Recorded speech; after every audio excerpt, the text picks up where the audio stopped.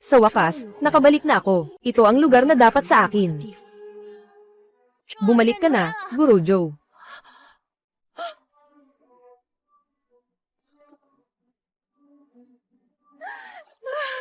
Guru Joe Fen. Noong nag-internship siya sa lungsod, ininsulto ni Jilo na hindi siya marunong mag-aral ng tama, sexual harassment, nadapuan siya ng depresyon, namatay ng walang katarungan. Ji Fei. Ikaw sana ang babaeng itinakda ng langit, tunay na anak ng Ji pamilya, ngunit pinalitan ng ina ni Jilo, at ibinenta sa mahirap na nayon na ito, kasama ng iyong kapalaran ay napalitan. Ganito kalupit ang tadhana.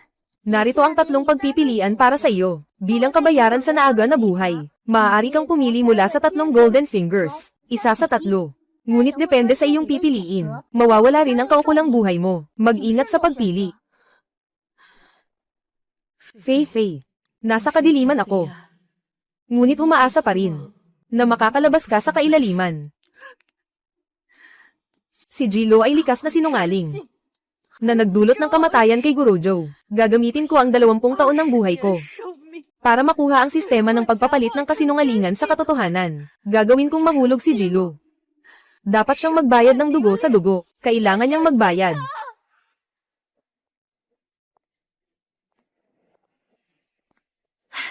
Ate, nandito ka na. Ang saya naman. Pero, talagang kakaiba ang suot mo. Hindi ko alam kung kaninong high fashion ito, Jilo. Nang makilala ako, para kang nakatagpo ng multo. Ang iyong bangungot, mag-uumpisa na. Tama ka. Ito ang high fashion, sistema. Nagsimula. Anong mga kalokohan ito? Isang probinsyano. Anong mataas na disenyo ang kayang isuot? Guru Jin. Siya ang autoridad sa mundo ng moda. Tama lang. Hayaan si Ginoong Jin na ipaliwanag ang kanyang kasinungalingan. Ginoong Jin, nandito ka na. Saktong-sakto ang pagdating mo. Matutulungan mo kaming suriin. Ate, kung anong brand ng high fashion ang suot niya, gagawin kitang mahihiya. Itong texture, itong stitching, ay nasa series na Cloudwater Realm. Ito ay gawa ng kilalang designer na si Lao He. Isang limited edition na handcrafted haute couture. Paano mo nahanap ito? Pwede ba kitang idagdag? Contact info mo. Pwede ba kitang idagdag sa contacts mo? Guru Jin. Sigurado ka bang mali ang naintindihan mo? Si Lao He. Paano naman niya magagawa ng ganitong kalokohan? Hindi pwedeng si Lao He ang gumawa niyan. Mahilig si Lao He bago ang masalimuot na baroque. Napakahusay niyang mag-retro at mag-antigo. Yung estetika ng kapatid kong babae, talagang kailangan pang pag-ibayuhin. Pero yung kapatid kong babae, di ba't kurso niya ay disenyo ng kasuutan? Bakit? Kahit ako na lang ang tanungin, mas mababa pa sa kapatid kong babae sa probinsya. Ang guro. Kaya maghihintay na lang tayo sa salo-salo mamaya. Sige. Hindi pwede. Hindi pwedeng hayaan na yung taga-probinsya ang manguna. Naaga ang pagmamahal ng mga magulang. Pinakamahalaga sa mga magulang ang kanilang dangal. Basta mapahiya lang siya sa harap ng tao. Siguradong hindi nila magugustuhan siya. Ay nako. Nadulas ako sa suot kong damit. Sistema na nagbubukas. Pasensya na po, pasensya na po. Pupunta muna ako kumuha ng panyo para pawiin ang dumi sa'yo. Pasensya na. Kukuha ako ng bagay para panasan ka. Gusto mo bang mapahiya ako sa harap ng lahat? Jilo, huwag kayong kumuha ng litrato. Ano ang pakiramdam ng ganitong paghihirap? Paano ba? Ate, anong nangyari? Bakit ang careless mo? Masakit ba o hindi? Gusto mo bang tulungan ka ni ate? Tumawag tayo ng ambulansya. Ngayon, ang mukha ni ate. Talagang kakaiba ang paraan ng pagkakatapon niya. Sila tatay at nanay. Ang pinakaimportante ay ang mukha. Nanay. Sinasabi ko sa'yo, mas mabuting umuwi ka na.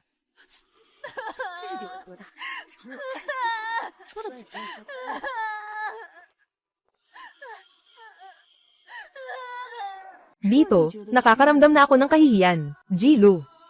Ito pa lang ang simula. Gusto kong masira ang iyong reputasyon. Nawala ang lahat.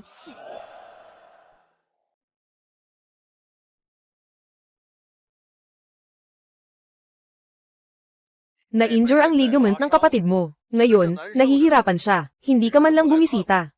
Room 302 ng ospital. Mabilis kang pumunta rito. Ang sariling anak na noalay sa loob ng maraming taon. Pagbalik mo, hindi ka man lang nagtanong. Ngayon na, ang nakawan sa akin ng lahat ay isang pagkadapa lang.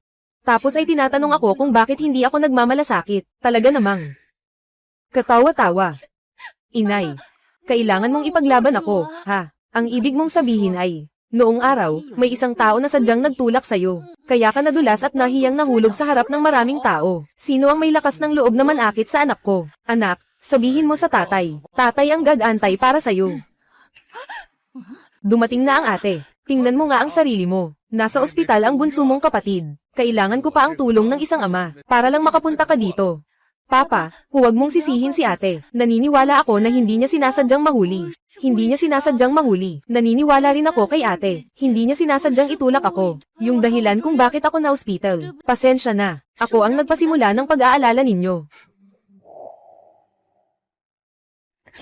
G-Fay, si Lulu nadulas. Ikaw ba ang may gawa niyan? Parehong babae ang anak natin. Kung sabi niya, paniwalaan mo. Sabi ko hindi. Naniniwala ba kayo sa akin? Mama, huwag mong sisihin ang ate. Nahihirapan ka na nga, na maibalik si ate. Ayokong dahil sa akin, masira ang relasyon ninyo. Nagsasalita ang kapatid mo para sa iyo. Anong klaseng asal meron ka? Mukhang lumaki ka sa probinsya mula pagkabata. Nabuo mo na ito. Walang asal. Ngayon, ituturo ko sa iyo ang mga patakaran. Lumuhad ka at humingi ng tawad sa kapatid mong babae. Ito ang mga magulang na may dugong nag-uugnay sa atin. Iniwan ang sariling anak na babae para mahalin ang isang sinungaling na puno ng kasinungalingan. Sa mundong ito, tanging si Guru Joe lang ang tunay na nagmamalasakit sa akin. Shilu, hindi ko na mauulit ang pagkakamali ng guro. Utang mo ang buhay mo sa guro. Babayaran ko ito ng dahan-dahan. Hindi ko siya itinulak. Bakit ako dapat lumuhad at humingi ng tawad? Lahat ng bisitang dumating noon ay nakita ito. Siya ang nahulog sa sarili niyang kagustuhan. Hindi ako gumalaw. Hindi iyon totoo. Ang ibig mong sabihin, na sinadya kong Sir-on ka, na ako ang nagdirek at nagsimula nitong palabas. At nagsasabi ka pang hindi, ha? Si Lulo ay mula pagkabata ay matulungin at masunurin. Paano niya kami maloloko? Gusto mong maniwala na hindi, ngayon. Sasabihin ko sa iyo ang leksyon. Nagsimula ang sistema. Ito. Tatay, bakit ako ang napagtripan mo? Lulu, anong nangyari sa'yo? Ate, ako ang tumanggap ng palo para sa'yo. Ate, tutulungan kita. Muling ipakita ang eksena noong araw na iyon. Hindi, ako.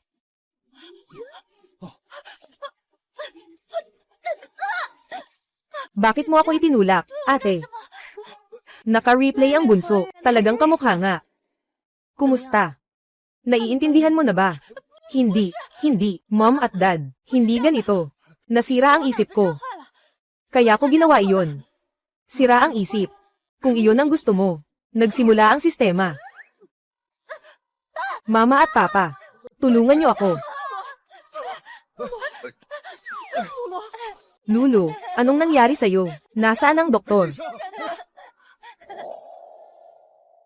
Doktor. Ate.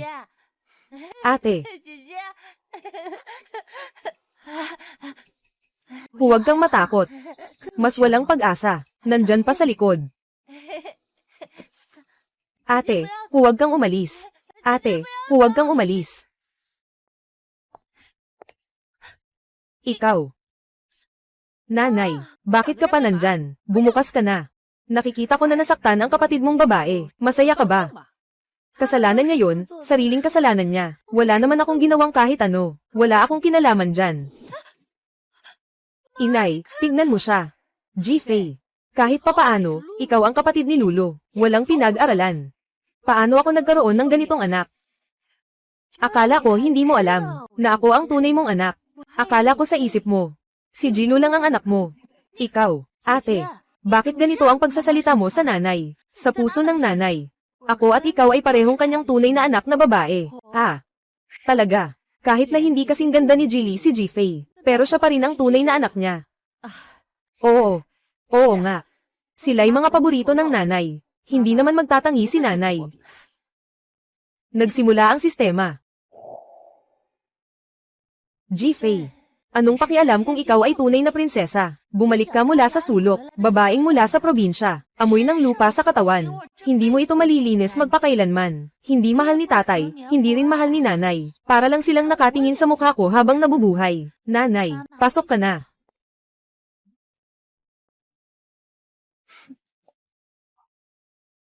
Nanay, alam ko na hindi ka magpapabor. Gagawin ka nitong mabuti tulad ng sa akin at sa ate mo. Fei, nauuhaw ka ba? Nagugutom ka ba? Sa bagong bahay natin nakatira. Sanay ka na ba? Kung may ayaw ka man sa kahit ano, kailangan mong sabihin kay mama. Lahat ng bagay ay kayang ayusin ng mama mo. Ang sistema ng mga kasinungalingan ay naging totoo. Ipinapakita nito na mula simula hanggang sa huli. Si Jilo lang ang nasa isip niya. Ang kabutihan niya sa akin ay pawang salita lamang. Walang anuman. Hindi mahalaga kung mahal niya ako o hindi. Sadyang matatag ako mula sa pagkakapanganak. Nanay, dapat ikaw ang nag-aalaga sa akin.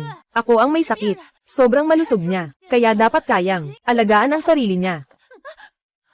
Fei, hawakan mo ito. Ito ang pamanang jade ng ating pamilya. Kakalabas mo lang sa ospital. Huwag ka nang magkaroon ng problema ulit. Ilagay mo ito ng maayos. Sa hinaharap, tiyak na poprotektahan ka nito. Nanay, nagtatawa ka ba? Sinasabi mong ibibigay mo ang pamanang jade na ito. Para sa akin, kilala. Matagal nang nagbibigay si inay, ng maraming alahas sa'yo. Kakabalik lang ni Fei sa bahay. Paano magagawa ni inay, na magpakita ng pabor sa isa? Siguradong iniisip ni inay, hindi makatawid sa mukha, kaya't bibigyan ng paligoy-ligoy si Ji-Fei. Paglipas ng ilang panahon, tiyak na ibabalik ni mama ang amulet, sa akin.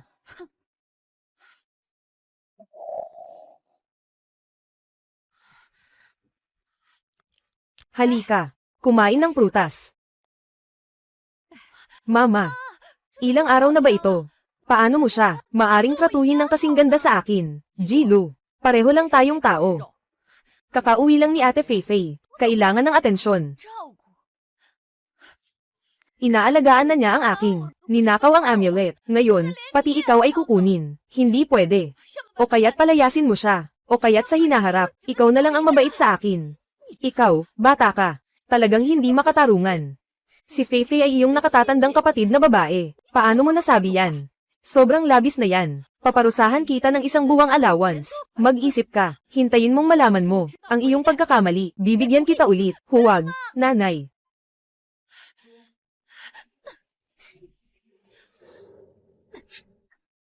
Ji-Fei, bakit mo kailangan?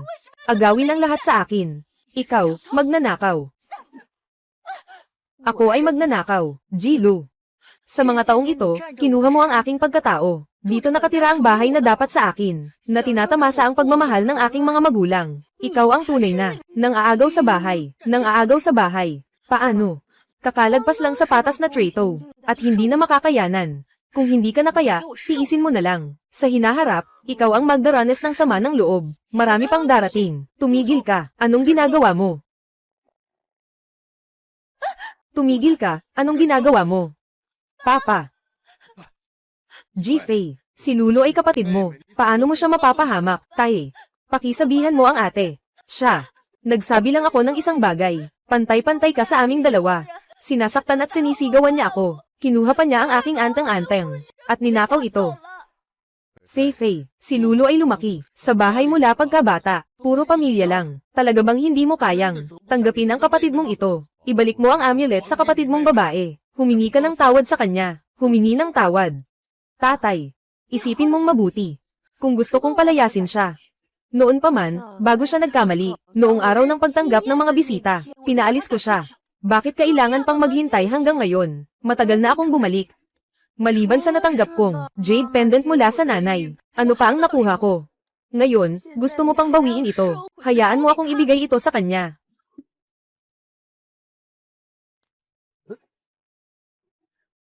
Papa, gaano mo naibigay kay Jilo sa mga taon na ito? Magkano na ang naibigay mo sa kanya? At ano pa ang ibinigay mo sa akin? Gusto mo bang, ngayon ay magbilang tayo ng maayos? Lagi naman kaming pantay ng tatay, sa amin. Oo, pantay-pantay. Pantay-pantay. Talagang walang hiya. Sige. Kung sinabi niyang pantay-pantay, Ibabalik niya lahat ng utang niya sa akin. Ngayon din, ibalik niya lahat. Pag-activate ng sistema. Hindi ba gusto ni Dad na pantay-pantay tayo? Sige, bilangin natin. Sa 18 taon na ito, ilang tulong ang ibinigay niya sa ate ko. Kaya dapat ganoon din sa akin. Pinakamamahal ako ni Dad. Gusto kong maging patas siya sa amin. Huwag ka nang mangarap. Sa mga taong ito, maliban sa pagkain, damit, at tirahan, Mama at Papa, talagang wala silang ibinigay sa akin. Tama ba, Papa? Nagsimula ang sistema.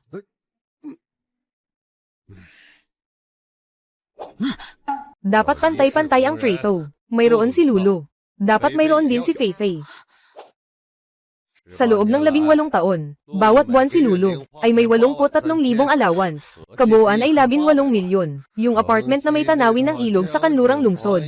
Nakarehistro rin sa pangalan mo. Ngayon, bigyan mo ang kapatid mong babae ng isang set na pareho ng uri at lokasyon. Susunod na buwan ay ayusin ang mga papeles. Huwag, Dad. Sinabi mo na, yung bahay na iyon ay aking dote. Hindi mo siya pwedeng bigyan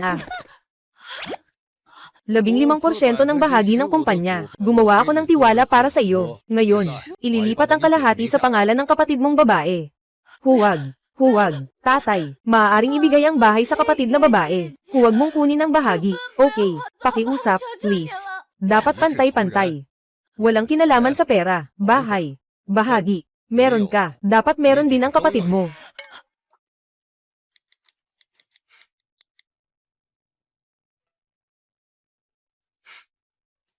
Salamat, Papa. Mukhang sinasabi ng nakababatang kapatid ko, na pantay ang pagtrato ng mga magulang sa amin. Tama nga pala, hindi nila ako niloloko. G-Fei, huwag ka nang magyabang dyan. Ano ba talaga ang pinapainom mo sa mga magulang natin? Nang isang nakakalokong lason, hindi nila magagawa yan, na maging mabuti sa'yo. Oo.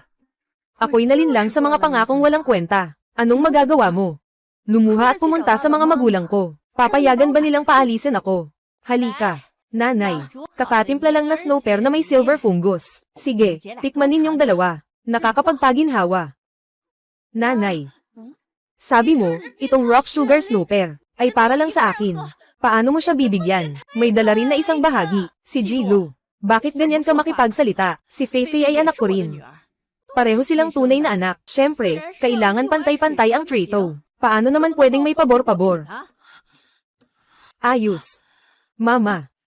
Dati mong sinabi na itong ice sugar pear ay para lang sa akin. Ngayon na bumalik na ang ate ko, lahat gusto niyang kunin sa akin. Kayo. Hindi niyo na rin ba ako mahal? Walang nakapapansin sa akin sa bahay na ito. Noong dati, kapag umiiyak lang ako, aalis agad si nanay para alagaan ako. G-Fei. Sa huli, ikaw pa rin. Hindi mo kayang talunin ako. Sobra na. Itigil mo na yang ganyang itsura. Pagsasagawa ng palabas. Ano? Nanay, anong sinabi mo? Sinasabi ko. Huwag ka nang magpanggap.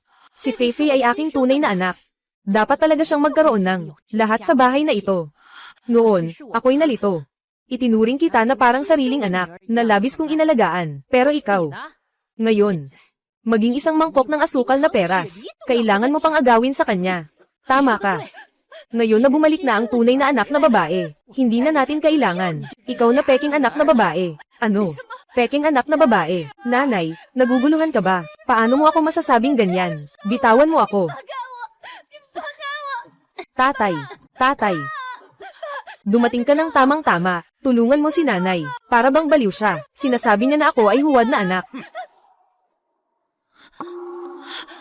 Tatay, bakit mo kinukuha ang bag ko? Tama ang sinabi ng nanay mo. Hindi talaga pag-aari mo ang bahay na ito. Mga gamit mo, naiayos ko na.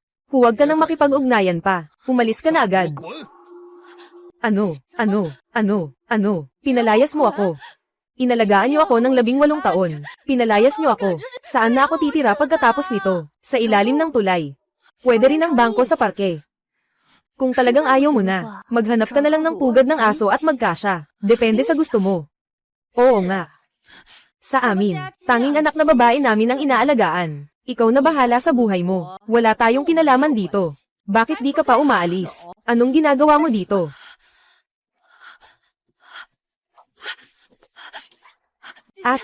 Alam ko na ang pagkakamali ko. Huwag mo akong paalisin. Okay ba? Sa susunod, ako na ang magdadala ng tsaa at tubig para sa'yo.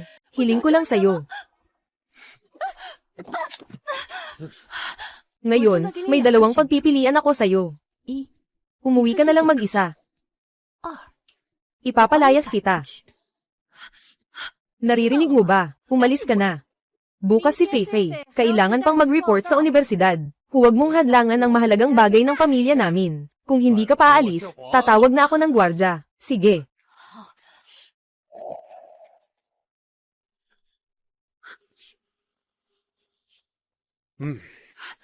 Ji-Fei, kinuha mo ang lahat sa akin. Kinuha mo ang mga magulang ko. Babalik ko ang lahat ng ito. Maghintay ka lang sa akin.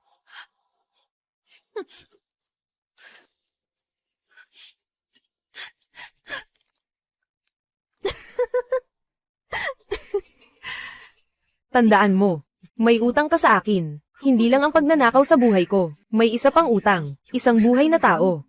Ang dugo ni Joe, utang ko. Siguradong gagawin ko ang lahat para sa'yo. Dapat bayaran ang dugo ng dugo. Lulu, Roro, bakit ikaw lang ang nagdadala ng bagahe? Nasaan ang private driver nyo? At saka, yung suot mo. Roro, wala akong driver. Bumalik ang ate kahapon. Sabi ng mama at mga kapatid. Sinasabi nilang ako'y estranghero. Gusto akong paalisin. Hindi na nila ako kilala. Ano? Bakit siya may karapatan? Sa loob ng mahigit 10 taon, ikaw talaga ang tunay na dalaga ng pamilya G. Siya ay biglang lumabas. Isang ligaw na bata. Siya. Ang amulet na ibinigay sa akin ng mama. Ang bahagi ng negosyo na ibibigay sa akin ng papa. At ang dope. Sinisiraan pa niya ang mga magulang. Para itaboy ako at magkalat sa kalye. Pero hindi ko siya sinisisi. Siyempre, siya ang panganay na anak ng G pamilya. Sobrang pang-aapi naman ito. Akala niya dahil tunay siyang mayaman, ay pwede na siyang gumawa ng kahit anong gusto. Lulu, napakabait mo. Kung ako iyon, matagal ko nang pinaglaban siya. Lulu, huwag kang mag-alala, nandito ako, hindi ko siya. Hahayaan na muling mangbuli sa iyo. Oo, yung mga taong may ganitong masamang puso, hindi karapat dapat makasama ko sa paaralan, na mag-aaral sa parehong paaralan. 23, 8, Ji-Fei, kahit na pansamantala kang nakumbinsi, paano na ang mga magulang mo? Gusto nila ng mga mahusay na bata. Kung ikaw ay may iwan, hindi ka makakapasok sa paaralan. Tiyak na ikaw ay kanilang sisisihin.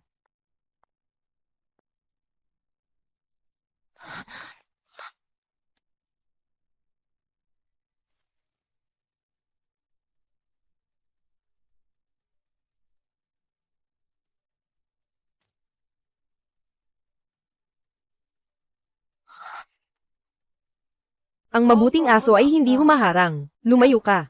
Bakit ang sama-sama mo namang tao? Si Lulu ay mabait na nagbigay daan sa iyo. Sobrang makapal ng mukha mo. Hindi lang basta kinuha ang lahat sa kanya. Ngayon, pati ang pagyurak sa kanya sa harap ng lahat. Huwag niyong batikyusin ang ate ko. Naniniwala ako sa kanya. Hindi naman niya sinasadya. Kahit na pinapahirapan niya ako. Wala namang anuman. Sa huli, bawat isa ay may kanya-kanyang lugar. Huwag kayong mag-alala tungkol sa akin. Hindi ako malungkot. Hindi ako makatulog. Nagsimula ang sistema. Dahil wala nang ibang bagay, punta na tayo sa ulat natin. Ay, Ruo. Ganito na ako kaawa-awa. Bakit walang pumapansin sa akin?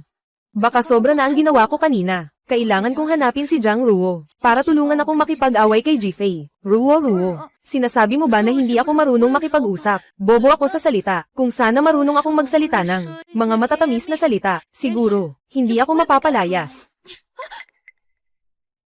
Ruo, bakit mo ako itinulak? Magkaibigan tayo, di ba? Talaga, nangyari bang naodyukan ka niya? Lulu.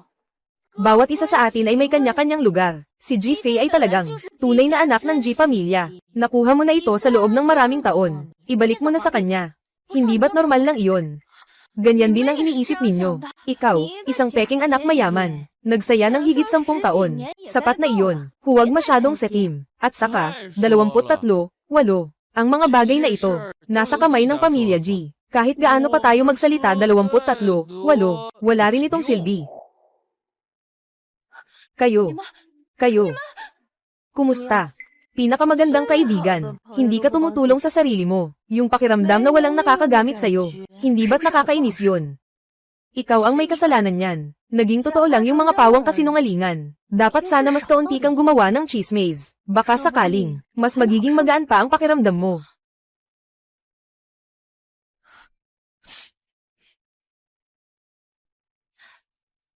Walang sinasanto. Tulungan mo akong hanapin ang mga skandal ni Jifei. Kahit totoo o hindi, mas marami, mas maganda. Gusto kong masira ang reputasyon ni Jifei. Para malaman ng mga magulang ko, ako lang ang karapat-dapat maging anak na babae ng Ji family. Guru Zhou. Kung nandyan ka pa, dapat, nasa paaralan tayo, nag-uusap at naglalakad. Guru Zhou. Huwag kang mag-alala. Hindi lang ako basta babalik sa lahat. Kailangan kong ibalik ang iyong dangal.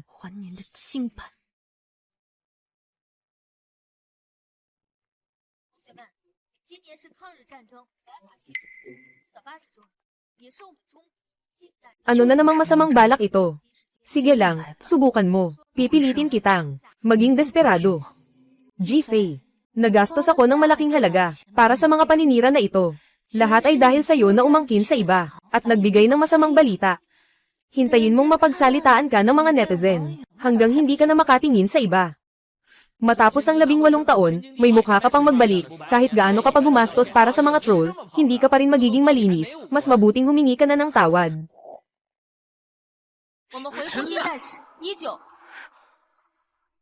Ikaw, estudyante, kung hindi ka nakikinig sa klase, ayos lang. Pero huwag ka nang maglaro ng cellphone. Ngayon, umalis ka na agad dito. Wala pa akong nagagawa. Bakit siya biglang nagalit? Ang mga tao sa internet, walang alam. Pero ang mga babae sa paaralan, sila ang pinakamainggitin. Jifei. Hindi ito epektibo. Mayroon akong paraan para mapahiya ka. Sige na, ngayon, magpapatuloy tayo. Gujo.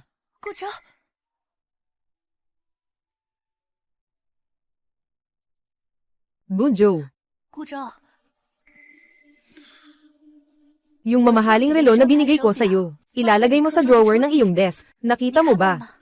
Itong bagay na ito, kanino ito galing? Sobrang pangit ng kalidad. Ito ang aking desk, hindi ito basurahan. Sa susunod, huwag nang magtapon ng kung ano-anong basura dito. Bakit? Gumastos ako ng napakaraming pera, pero hindi ko maipainit ang kanyang puso. Karamihan sa mga babae sa paaralan ay mga tagahanga ni Gujo. Kung ayaw niya sa akin, sana ay magamit ko siya.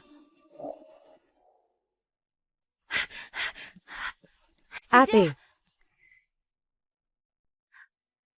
Ate, nakita ko ito sa pasilyo. Mukhang sulat ng gwapong si Go para sa iyo.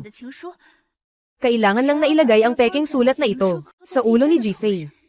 Siguradong ituturing nila si Jifei na isang mata na tinik para hindi siya makapag-aral sa paaralan. Sinasabi mo na si Gujo ay sumusulat ng liham ng pag-ibig kay Jifei. Hindi ka nagkakamali, di ba? Totoo ito. Kaya lang hindi ito maginhawa ipakita sa inyo. Pinaparatangan mo ako. Talaga namang gusto mo gamitin ang ganitong paraan. Ate, anong sinasabi mo? Hindi ako nagkalat ng chismis tungkol sa'yo. Itong liham ng pag-ibig ay talagang nahulog ni Gu Xiaokao. Bakit mo ako sinasabi ng ganyan? Tinulungan kita ng mabuti, pero sinisigawan mo ako. Mabuting loob. Ang iyong mabuting loob ay ang magdala ng isang peking liham ng pag-ibig, at pagkatapos ay gawing kalaban ng buong paaralan. Jilu, ang mga paraan mo, talagang mababa ang antas.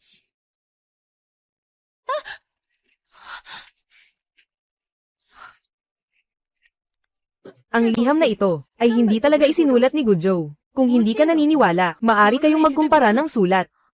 Talagang magkaiba. Ang sulat ni Gujo ay may matitigas na linya. Ang mga letres sa liham na ito, mali ang lakas. Hindi talaga isang tao lang. May sasabihin ka pa ba? Pinlano mong saktan ako. Ganito lang ang paraan mo. Jifei, talagang matalino ka. Pero sa pagkakataong ito, natalo ka pa rin. Mukhang pamilyar ang sulat kamay na ito. Hindi ito isinulat ni Gujo. Parang sulat ito ni Jifei.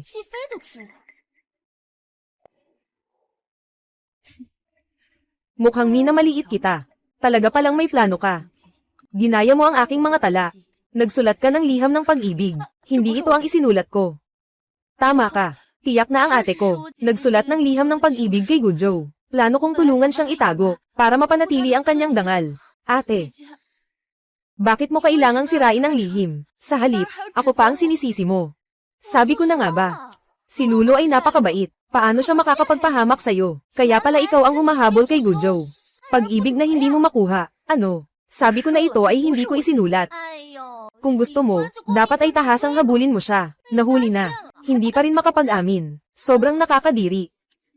Kahit ako, hindi ako gusto ni Gujo. Paano pa ikaw? Ngayon, gusto kitang mapahiya. Oo nga, ate, kung gusto mo, maging matapang ka. Dadalin kita para hanapin siya. Subukan mong galawin siya.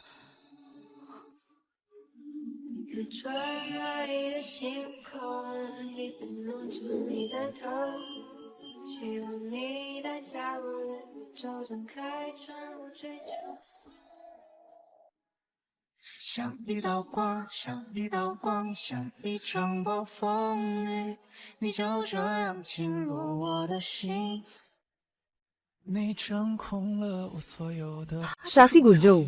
Bakit siya nandito? Gujo, dumating ka sa tamang oras. May sulat ng pag-ibig ang kapatid ko para sa'yo. Gusto ko sanang dalhin siya dito para makita ka. Ang gwapo niya. Kaya nga siya ang paboritong lalaki ni Jilo. Gujo. Gudan. Siguradong magugustuhan niya ang kapatid kong babae. Di ba? Ngayon, basta ay activate ko lang ang sistema. Gusto ni Gujo ang tungkol sa akin. At magiging totoo ito. Ngunit siya ay walang kasalanan. Hindi siya dapat kontrolin ng aking sistema upang maging kasangkapan ko sa pagtakas sa problema. Ngayon, ang mukha na ito ay tiyak na nawala na. Tama. Magugustuhan ko siya. Anong nangyayari? Hindi. Gujo. Nagbibiro ka ba? Hindi nagsusulat ng liham ng pag-ibig ang kapatid kong babae para sa iyo. Kailangan mo talagang sumagot. Ang liham ng pag-ibig na ito, ako ang nagpasulat sa kanya para sa akin. Talaga ba? Si Gujo ang nagpasulat kay Jifei ng liham ng pag-ibig. Ano ang kaibahan nito sa pag-amin niya kay Jifei? Walang kaibahan, di ba? Sobrang hindi ka panipaniwala ito. Siya pa ang gwapong nagtatangkang manligaw kay Jifei.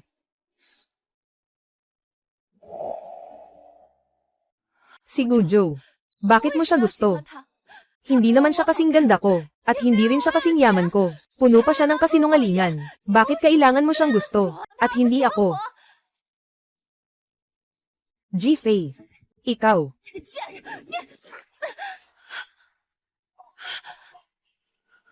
Si Jilo. Sino ang gusto ko? Wala kang kinalaman dito. Kung muli mong suran si Jifei, sasaktan kita. Hindi kita patatawarin. Bakit ang aking idol? Kailangan pang protektahan siya. Malinaw na itong liham, ay aking ginaya ang sulat ni Jifei, at isinulat ko. Siguradong sobrang mabait si Gujo. Hindi niya mapigilan na mapahiya ang ate niya, kaya tinutulungan niyang mag-alis ng kahihiyan.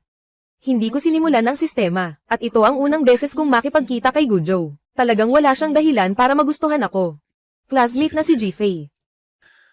Alam kong biglaan ito. Pero matagal na kitang napapansin.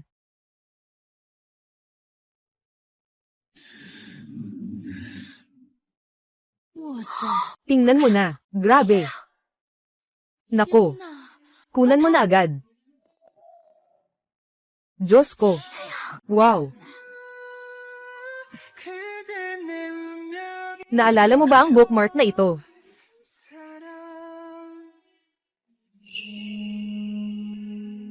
Ito ako, ang nagbigay ng bookmark kay Gurojo. Bakit ito nasa kamay ni Gujo? Hindi ba't?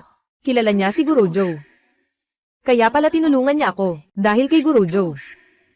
Hindi ako nagtatanggol sa'yo, at hindi ito biglaan. Gusto kong bigyan mo ako ng pagkakataon, na alagaan ka, na maprotektahan ka. Sige ba? Gurojo. Nalaman ko na hanggang ngayon, pinoprotektahan mo pa rin ako.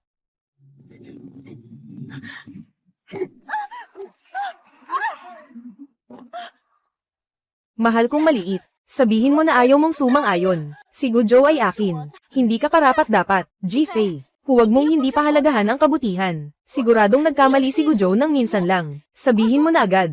Sabihin mo na ayaw mo.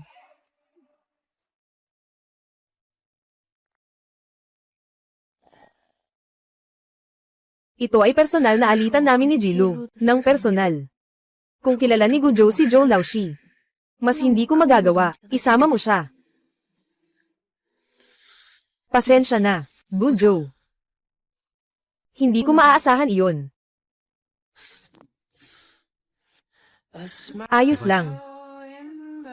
Nirerespeto ko ang desisyon mo. May nagsabi sa akin, ikaw ay isang ligaw na damo, patuloy na magsikap, matatag at hindi sumusuko. Umaasa akong isang araw, maaari kitang mapapayag. Gujo.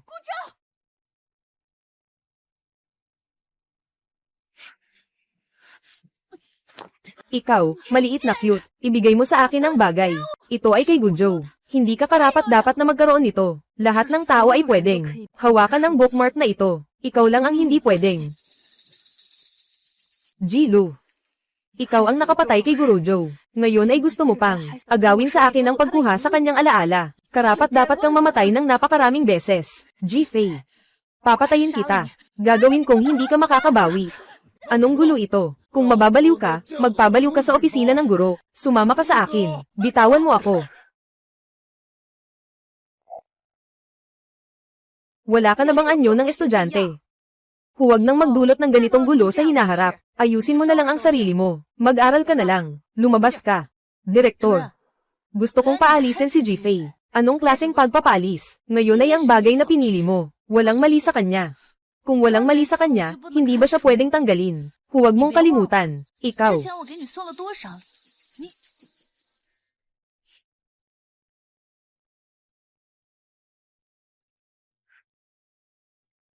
Ang pondo para sa pagtatayo ng paaralan ay kulang pa ng marami. Malapit na itong itigil, di ba? Oo. Anong nangyari? Kulangan pa rin ng 2 milyon. Kamakailan lang ay nababahala ako. Lahat ng bagay, may 2 milyon ako. Maaaring ibigay ko lahat sa paaralan para magpatayo ng gusali. Totoo ba? Talagang ikaw ang dakilang tagapagligtas ng paaralan. Siguradong, bibigyang pugay ka ng paaralan.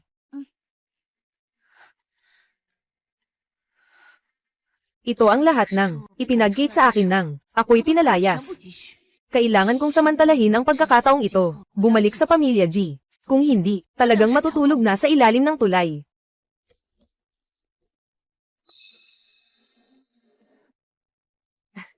Bukas sa paaralan, pagsasalamatan nila ng publiko ang iyong donasyon. Personal kong dadalhin ang banner sa klase para sa iyo.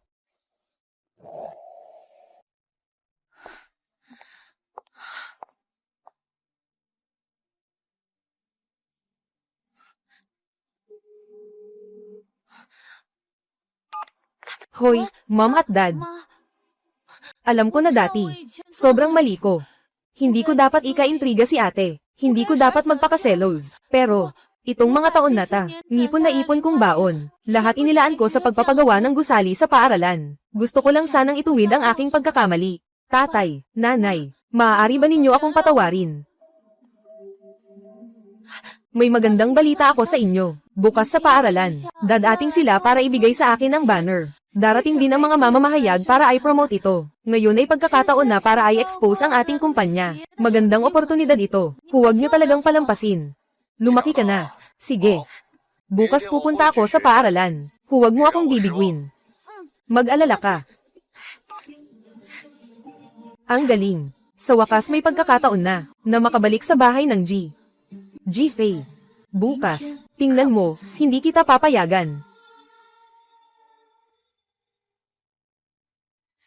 Narinig ko, nasa klase natin, may nag-donate ng 2 milyon sa paaralan, para sa pagtatayo ng aklatan. Kailangan pang, personal na dalhin ng direktor ang banner, at nag-imbita pa ng media para sa publicity. Sabi nyo, sino kaya ang nag-donate?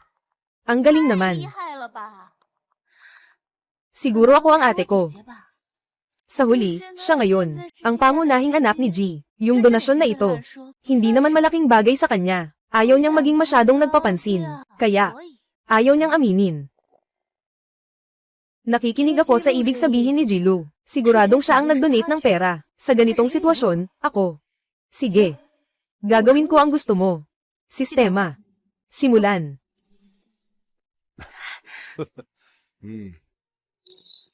Bakit siya nandito? Tatay, mamaya, dadalhin ng direktor ang bandila, at may mga mamamahayag na darating para parangalan ako. Ngayon, pinasikat kita. Umangat na ako. Tingnan mo, ate, yung galing sa bundok, talagang hindi magaling. Kahit may pera, hindi marunong gumawa ng mabuti. Siya, talagang hindi ka marunong makaintindi. Gusto mong tapak-tapakan ako, ano, baka mapahiya ka lang sa sarili mo. Kung marinig ni Gujo, tungkol sa pagbibigay ko ng donasyon, siguradong magpapahalaga siya sa akin, at magugustuhan niya ako. Hintayin ang banner na makarating sa akin, ipaabot ito sa publiko. Siguradong ibabalik nila ako sa bahay. Narito na ang direktor para dalhin ang banner. Direktor, salamat sa iyong pagsisikap, itong banner.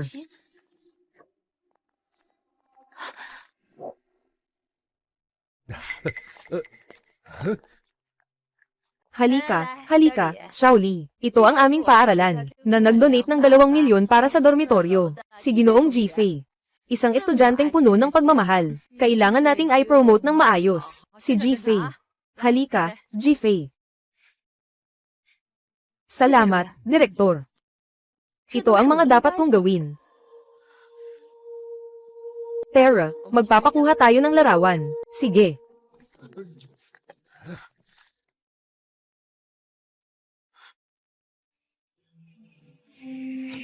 Taglagas.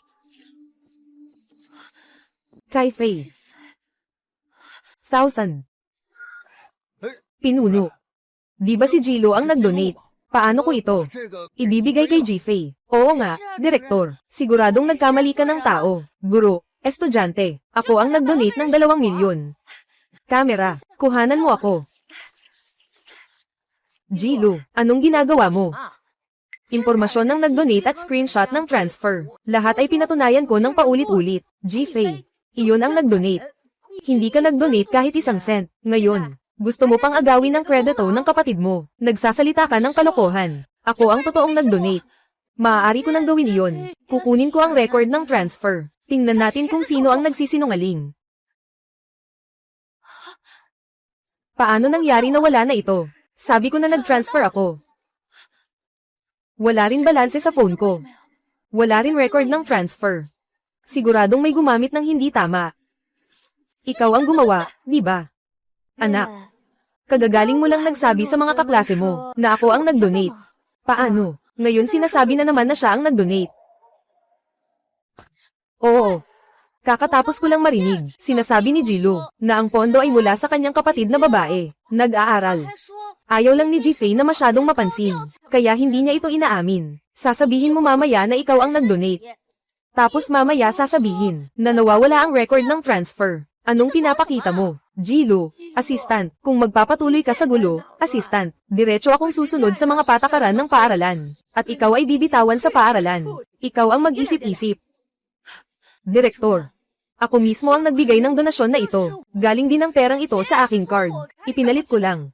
Direktor, sabi mo noon mismo, na dadalhin mo ang banderang ito sa klase namin. Ngayon ay ayaw na makipag-ugnayan. Tama ba? Jilo. Yung pakiramdam na walang magawa at walang masabi, hindi ba't napakasakit? Noong nakaraan, naranasan din ito ng guro, at ngayon, lahat ng ito ay iyong kaparusahan. Tatay, naniniwala ka sa akin. Sigurado ako. Naniniwala ako sa iyo. Lahat ba ay nagsisinungaling? Fei-Fei, halika. Tayo ay magpapapicture. Chen-Q. Ito, Wan-Cheng, Dakiyu. Ito ang aking anak na babae. Salamat sa kapatid na babae sa ipinadalang karangalan. Ikaw. Ikaw.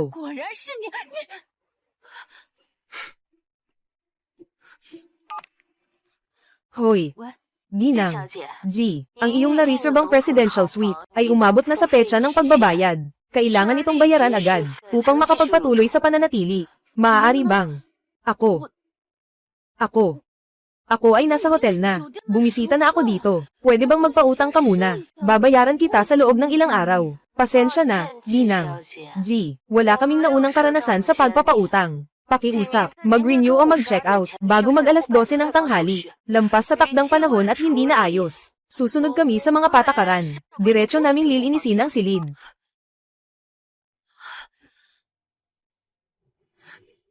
Tatay. Dito ka sandali, tatay. Maaari mo bang ipahiram sa akin ng kaunting pera? Sabi ng hotel, bago magtanghali, kailangan mong mag-renew. Kung hindi, papalayasin nila ako. Ayaw ko talagang mapalayas sa kalsada. Inagaw mo ng publiko ang papuri ng ate mo, at may audacity ka pang humingi ng pera sa akin. Tatay, wala talaga akong sinakmal. Ang tagumpay ng ate, hindi ko rin alam kung ano ang nangyari. Ganito, susubukan kong linawin ito. Sige, bibigyan kita ng paliwanag. Tay, talagang wala na akong ibang magagawa. Pakiusap ko sa iyo, tulungan mo ako kahit isang beses. Okay, isipin mo na lang na pinahiram ko sa iyo ito. Ate, yung mga suot mo dati, hindi ba't mga mamahalin iyon? Ibalik mo na lang ang mga iyon at ibenta. Makakaraos ka rin sa buhay. Sabi na nga. Ngayon, ano na, hindi ka na anak ng pamilya ni G. Palagi mong hinihiling sa tatay mo ang pera. Mahirap siyang kausapin. Tama si Feifei.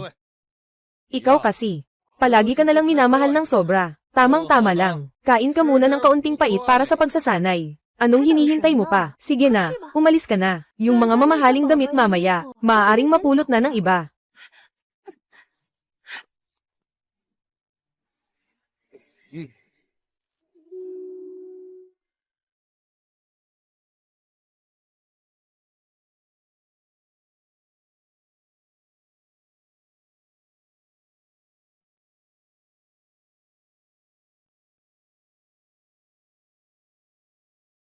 Ito ang diary ni Jilo.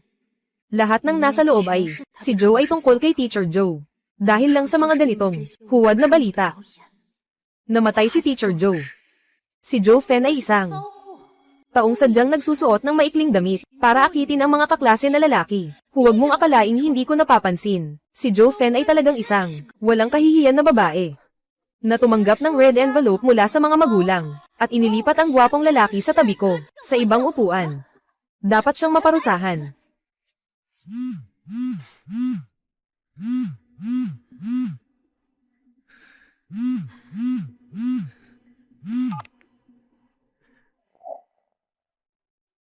Classmate na si Jifei. Si Jilo ngayon, pumunta sa paaralan para mag-apply ng dormitoryo. Itong gusali ay donasyon mo. May maliit na alitan sa pagitan ninyo. Kaya't nagtanong ako ng iyong opinyon. Dahil gusto niyang tumira. Hayaan na lang siyang tumira. Oh, sige, sige. Jilo.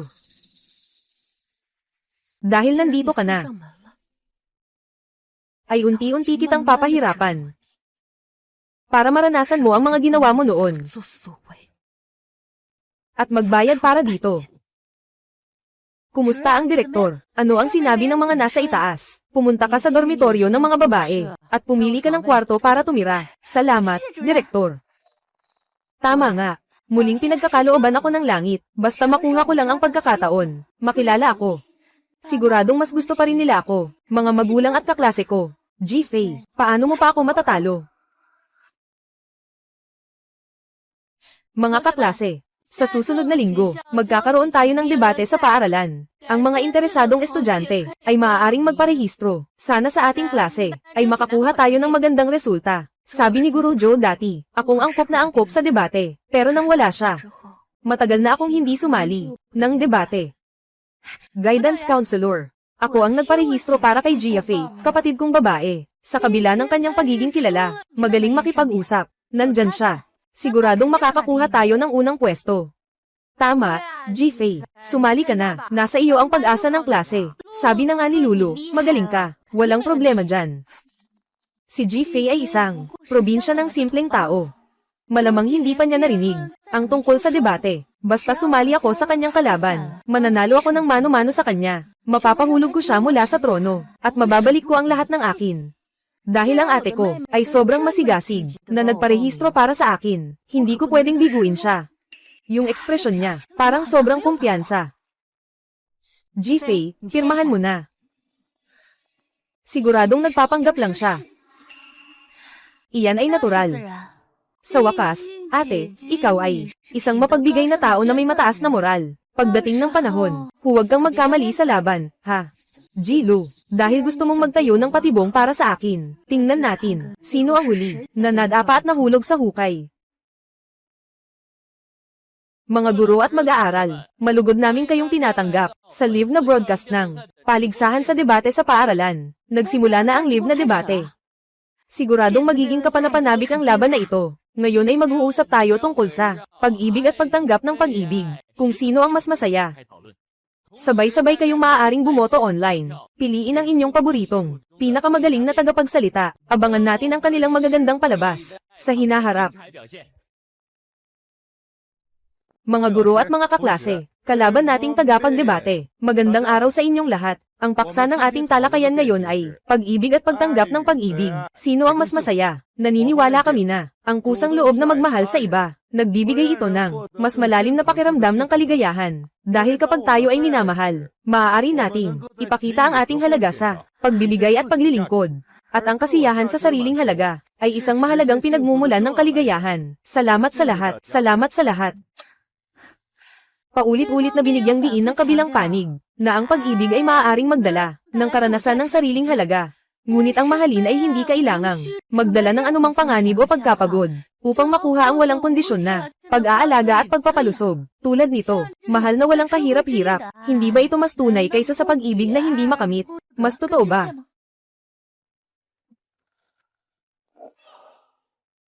Nalito ang kausap sa pagitan ng pagmamahal at paghingi. Tunay na pagmamahal, ito ay nakabatay sa pangunawa at paggalang sa isa't isa. At ang aktibong pagmamahal ay isang pagkilos na nagpapalago ng damdamin, na lumilikha ng kaligayahan. Isang proseso na sa sarili nito ay isang sukdulang kasiyahan. Lumikha ng kaligayahan, kung ang iyong pagmamahal ay pinapabayaan, nilalapastangan, sa isang panig lang na pagsasakripisyo, magdudulot lang ito ng sakit. Paano magiging kaligayahan? Kaibigan sa kabilang panig, nakikita lang ang mga negatibong kaso. Ang taong proactive na magmahal, may karapatang hawakan ang kaligayahan. Samantalang ang minamahal, palaging nasa posisyong tumanggap ng pasibo. Ang ganitong dependent na kaligayahan ay hindi matibay.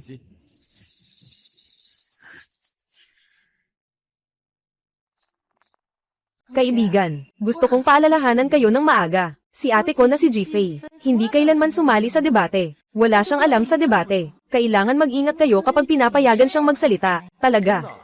Pero kami ay may nakahandang gawain na. Bakit ko kayo lolokohin? Siyang pinagtatawanan ng mga kaklase. Parang pinipilit na umakyat. Kung ayaw nyo, na masyadong pangit ang pagkatalo. Sa oras na iyon, huwag nyong hayaang magsalita siya.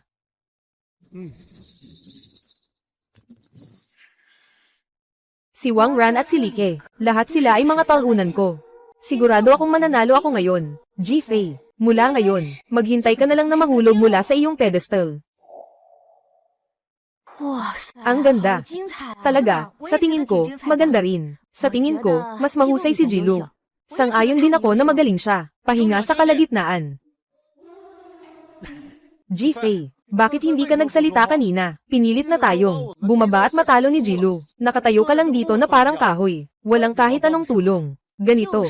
Tama lang na gusto mong magsalita kanina. Akala ko, may maganda kang opinyon. Pero wala ka namang nasabi. Kung alam ko lang, sana si Jilu na lang ang naging pangalawang tagapagsalita. Kahit papaano, kaya niyang makipagsagutan sa kabilang panig. Maganda rin ang tao. Kanina hindi ba? Kayo nga ang nag-aagawan sa pagsasalita, para sa pagkakataon na makapagsalita. Sa totoo lang, kanina si Like, napaka-espesyal ng kanyang pagtutol. Ako naman ay nagbigay ng ideya. Ngunit naniniwala ako sa ate, siguradong may sarili siyang isip. Sa ikalawang bahagi, tiyak na makakabawi siya. At maipapakita ang kanyang kakayahan, na dadalhin kayo sa unang pwesto. Basta't nakatayo ako sa ibabaw ni Jifei, tiyak na mapapansin ni Gujo, na ako ang pinakamahusay. Nakarapat dapat sa kanya. Sistema, nagsimula. Tama nga. Nalaman ni Gujo na si Jifei ay hindi man lang kasing halaga ng isang hibla ng buhok ko.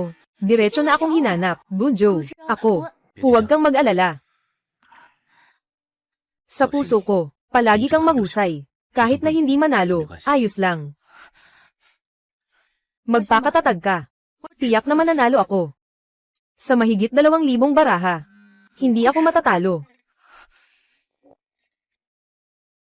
Laban. Jifei, Anong karapatan mo para makuha ang ginhawa ni Gujo? Dapat ako lang ang nasa isip niya. Sandali, kailangan kitang pagsabihan ng kahihiyan. Para malaman ng lahat, ikaw ay isang mapagkunwaring sinungaling. Magpapatuloy ang ating laban. 3 barahan ng kabilang panig. Hanggang ngayon, hindi makapagpabulaan ang kalaban. Ang walang panganib ng pagmamahal. Ang aktibong pagmamahal ay mauubos lamang. Tulad ni Jifei, ikaw, ninakaw ang aking kredito sa donasyon. Tulad ng ganitong pagmamahal, hindi ba't ito ay makasariling pang-aagaw? Jifei, mula sa sandaling ito, ikaw ay magiging isang ganap na biro. Ninakaw ng kalaban ang konsepto. Ang donasyon at ang debate na ito ay walang kaugnayan. Tunay na pagmamahal, hindi ang pang-aagaw, kundi ang tapang na magbigay. Ang pagmamahal na pinipili ng kusa, nagdadala ng labanan ng kaluluwa, mas malaki kaysa sa pasibong pagpili ng pagmamahal, mas mabigat. Nagsasalita ka ng kalokohan, ang mahalin ay. Napanood mo ba ang live sa cellphone? Maganda talaga ang sinabi ni Fe sa season na ito. Oo nga, tingnan mo yung si Julia. Hindi ko alam kung ano ang sinasabi niya. Ang kausap na debater ay hindi na makapagpaliwanag ng maayos. Ang nagmamahal ay parang humahampas sa dagat, gamit ang sariling lakas, upang lumikha ng kaligayahan. Kapag ikaw ay kusang nagmamahal, naging pinagmulan ka ng kaligayahan. Jiaozu, ang ganitong pakiramdam ng tagumpay at kontrol. Hindi ba? Ito ang pinakamataas na kaligayahan. Oy, tingnan mo, mas maganda si Jifei kaysa kay Jilo. Oo. Magsalita na kayo. Hindi mo sinasabi, kaya mong dalhin ang buong laro. Hindi mo na kailangan kaming magsalita. Tama, wala kaming inihandang anuman. Anong sasabihin? Magaling talaga si Season Fe. Boto. Tumingin tayo para kay Jifei. Pwede rin. Ayon sa unanimous na desisyon ng mga hurado, ang kampyon sa debate ngayong taon, koponan ng panig na pabor, pinakamagaling na tagapagtanggol, Jifei. Wow! Tingnan mo na agad. Si Jifei ang nanguna. Nakakuha pa siya ng unang pwesto. Prinsesa Feifei, ang galing mo talaga. Dati pa lang sa pagtatago yun eh. Yung huling bahagi sobrang astig. Ang galing. Oo nga, Prinsesa Feifei, kami ay nagkamali sa iyo. Pasensya na, ikaw talaga ang eksperto sa debate. Classmate Jifei, maaari bang tanggapin mo ang panayam ng aming pahayagan? Oo, maaari. Kakose student, hindi ka lang nag-donate ng dormitory para mapabuti ang tirahan ng lahat, kundi nakibahagi ka rin sa debate at nagpakitang gilas. Ngayon, ikaw ay, walang duda, ang campus goddess ng mga kaklase. May gusto ka bang sabihin sa lahat? Si Jifei ay isang probinsya ng tao. Paano siya makakapagdebate? At naging pinakamahusay na debater pa. Ang mga karangalang ito ay sa akin talaga. Bakit ito ay kinuha ni Jifei? Kung nandyan pa si Gurujo, makikita niya ang aking hitsura ngayon. Siguradong bibigyan ako ng bulaklak. Sasabihin na hindi ko siya binaygo, di ba, Jilo? Pinahirapan mo si Gurujo hanggang sa umalis siya. Itong utang na ito, tiyak na ipapabalik mo ng 100 beses. Jifei, binabati kita. Gurujo.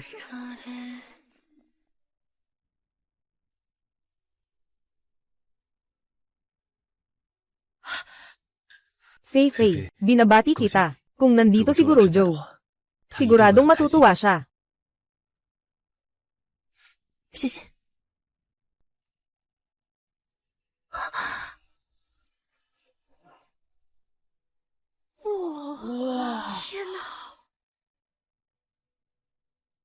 Lahat ay magiging maayos din. Sasamahan kita upang makamit ito, ang pangarap ni Gurujo. Anong klaseng henyo? Siguradong panahon ng pahinga. Nagtanong sa Baido ng mga argumento. Kung hindi, paano mangyayari yon? Biglang parang ibang tao na. Mga ganitong mapanlinlang na tao. Karapat dapat bang magustuhan ng marami? Jilo, talagang hindi ka pa rin natututo. Gusto mo talagang ipahamak ako.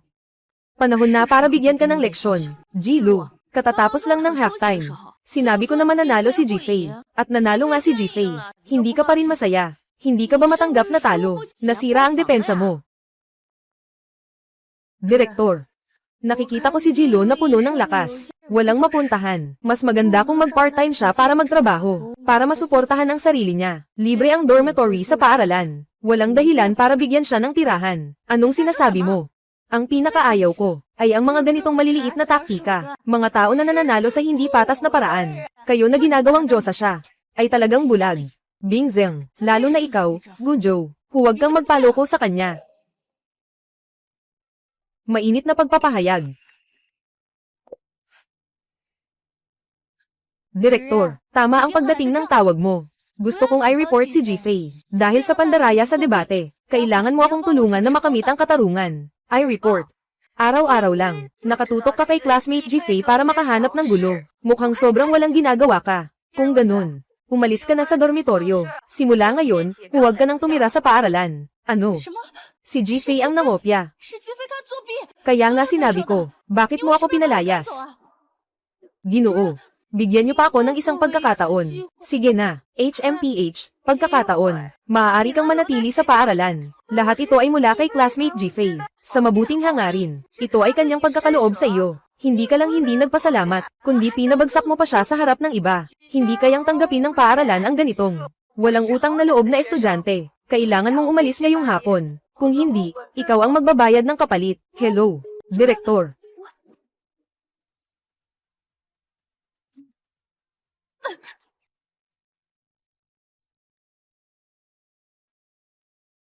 Oy, Jifei, tingnan mo nga. Nakuha mo ang unang pwesto bilang school beauty. Sabi nila, maganda ka at talented ka pa. Talagang karapat dapat na maging school beauty. May mga balita rin na may mga talent scout na gustong kumuha ng tao sa ating paaralan para maging artista. Ang school beauty at school heartthrob ang mga pangunahing pagpipilian. Sigurado akong ikaw ang may pinakamalaking pagkakataon. Ngayon, ayaw ko munang maging artista. Gusto ko lang tapusin ng maayos ang libro. Nagpapanggap lang. Siya ay isang probinsya nang galing sa probinsya, anak ng mayaman. Bakit siya pa ang napili ng talent scout? Ako ang tunay na pinalaki ng Marangya, mayamang anak na babae, tungkol sa hitsura at karisma. Anong meron si Jifei na maihahambing sa akin? Magiging bituin. Kailangan ko ito. Jifei, ngayon, ikaw ay ang sikat na tao sa ating paaralan. At may mga usapan tungkol sa iyo. Siguradong pipiliin ka ng talent scout. Ayokong maging sikat na artista. Gusto ko lang tapusin ang libro.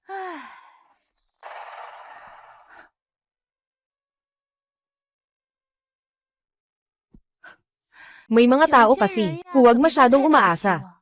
Yung mga artista, hindi pwedeng magpasikat lang. Hindi tulad ko. Kahit papaano, pangalawa pa rin sa school beauty. Maganda at may magandang aura. Hindi ako pinili ng talent scout. Sino pa kaya ang pipiliin nila? Si Jifei namin. Pero siya ang number 1 sa school beauty. Ikaw na pangalawa lang. Bakit ka pa nagtatakbo dito? At saka, si Jifei namin ay tunay na school beauty. Ikaw, sa tingin ko, isa lang itong biro.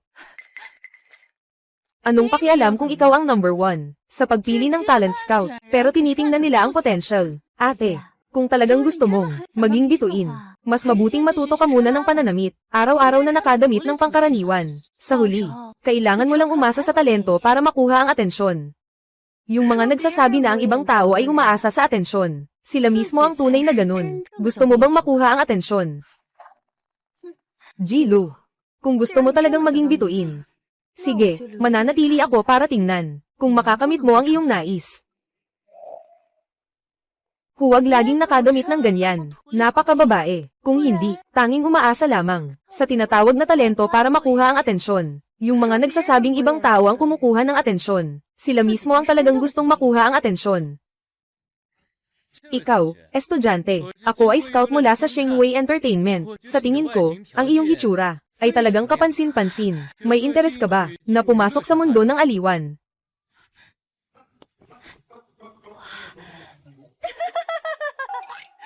Pasensya na, mga kaibigan. May nag-alok sa akin na maging malaking bituin. Kung swertehin ako, maging sikat na tao ako. Tungkol sa iyo, ate. Syempre, may mga di matatawarang perlas sa langit at lupa. Ate, naniniwala ako, nasa hinaharap, maraming mga ahente, naaatras at iiyak habang nananawagan na mag-sign ka. At makakatrabaho mo pa ang isang kilalang artista. Baka naman, makakaranas pa tayo ng isang pambihirang pag-ibig. Matagumpay na na-activate ang sistema. Anong nangyayari? Hindi ko naman sinadyang i-activate ang sistema . Huwag magpanik, host.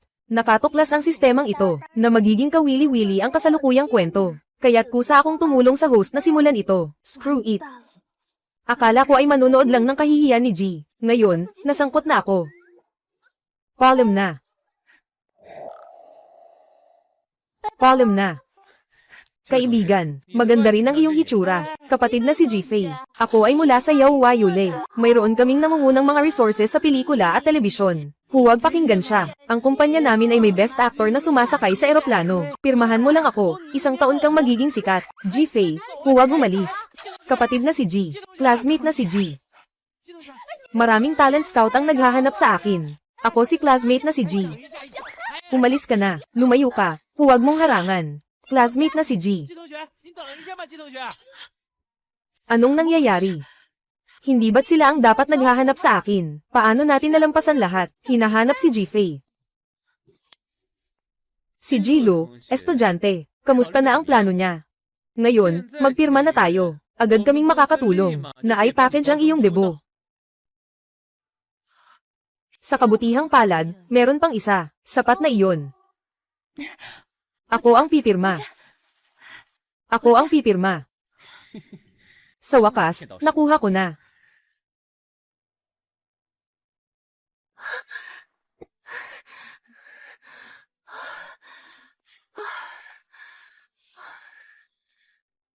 Nauuhaw ka na ba? Inom ka muna ng tubig. Walang anuman.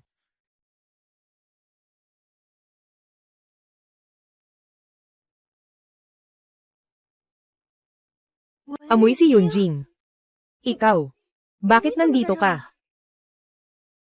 Ang ahente ng kumpanya ko, ngayon ay masaya. Nagsusumamo na pumirma. Ang Z-Way Star, na magdudulot ng malaking sensasyon, ay babalik sa kumpanya. Sabi nila napakalaki ng potensyal ng batang ito. Kung hindi pipirma, malaking kawalan iyon. Talagang nagtataka ako. Kaya't sumunod ako para tingnan. Yung gulo sa labas kanina. Lahat ng mga ahente ay nakapaligid sa isa, na tinatawag na G-Fei. Yung tinatawag na Z-Way Star. Hindi ikaw yun, di ba? Hindi ikaw yun, di ba? Tungkol sa iyo, ate. Siyempre, ikaw ang perlas na walang kapantay sa langit at lupa. Ate, naniniwala ako. Sa hinaharap, tiyak na, maraming mga ahente, ang magmamakaawa at iiyak para pirmahan mo sila. Makikipagtulungan pa ako sa isang aktor na nanalo ng parangal. Baka, makakaranas pa ng isang pambihirang pag-ibig. Ako. Hindi ako si G-Fei. Ako si G-Lu. Sige na, klaseng G-Lu.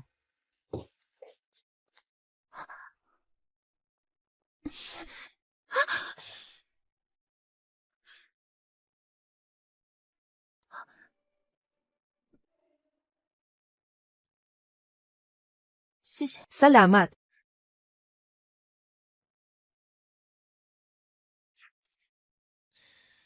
Ikaw ang unang nakakita sa akin, na batang babae na gustong tumakas. Kawili-wili.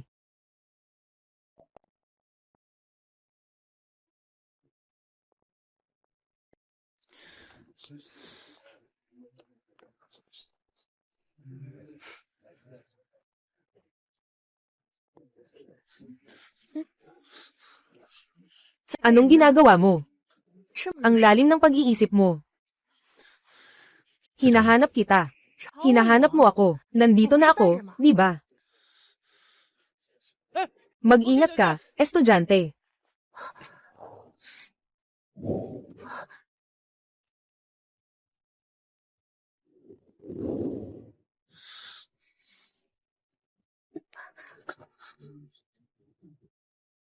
Anong kailangan mo sa akin? Nakikita kitang nasa library. Nakita mo si Wen Yujing. Maganda siya. Maganda rin ang ugali niya. G-Fei. Ikaw ba si?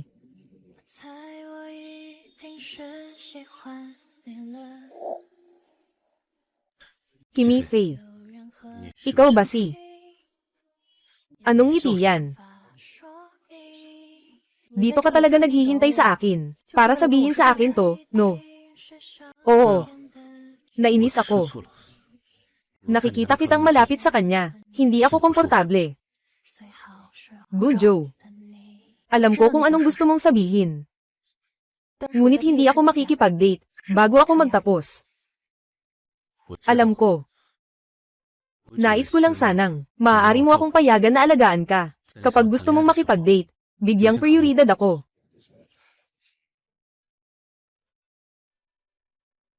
Nagsimula na ang klase.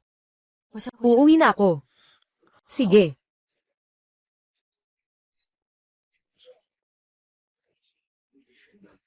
Tama nga. Ayaw ko, sikat na paborito ng lahat. Gusto ko lang, ang init na para sa akin lamang.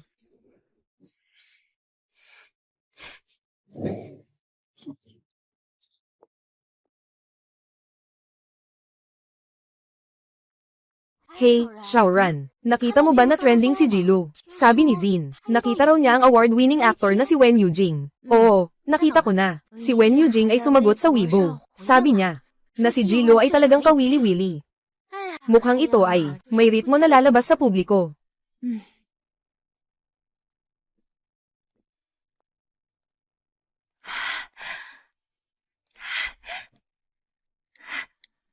Nagsimula na. Ang Shingtu Airlines ay nagtatampok kay Wen Ruan na nagbabahagi ng simpleng buhay. Talagang ako ito. Ako ito. Talagang ako ang pinuri ng pinakamagaling na aktor. Pero, parang hindi ko pa siya nakikita. Walang anuman. Basta, sa wakas ay bumalik na ang aking swerte. Ji-Fei. Kahit na kinuha mo ang aking kredito sa donasyon, ninakaw mo ang aking titulo bilang pinakamaganda sa paaralan. E ano naman kung ganun? Sa ngayon, nahuhumaling na sa akin ang pinakamagaling na aktor. Siguradong magiging sikat na sikat ako. At pagkatapos ay itataboy kita palabas ng lungsod na ito.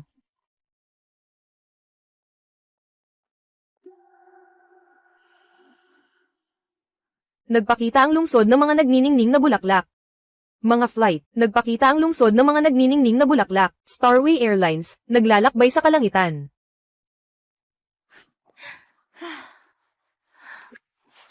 Sinasabi ko sa inyo. Sabi ng Best Actor, nakakatawa ako. Kapag nagkasipi kami sa hinaharap, ako na ang Best Actress. Kayo, maghintay na lang na magpapabait sa akin. Ji-Fei. Ngayon, sikat na ako. Bakit mo ako pinabayaan? Kailangan kitang bigyan ng leksyon.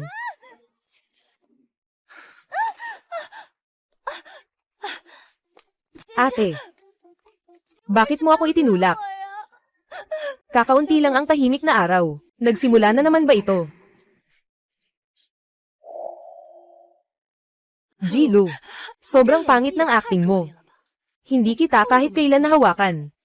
Ate, alam ko na dati, may mga hindi magandang nangyari sa atin, pero hindi kita sinisisi.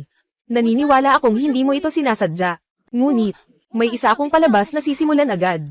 Gusto kong maging isang dancer. Mahalaga sa akin ang mga binti.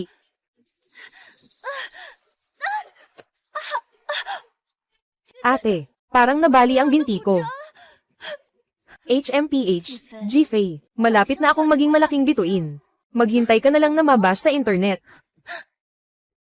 Naiinis ako at wala akong mahanap na paraan para ilabas ito. Hindi ko akalain na si Jilo ang maghahanap sa akin, sa sarili niyang paraan. Kung ganito talaga ang gusto mong gawin, sasamahan kita at maglalaro tayo ng maayos. Sistema nagbubukas.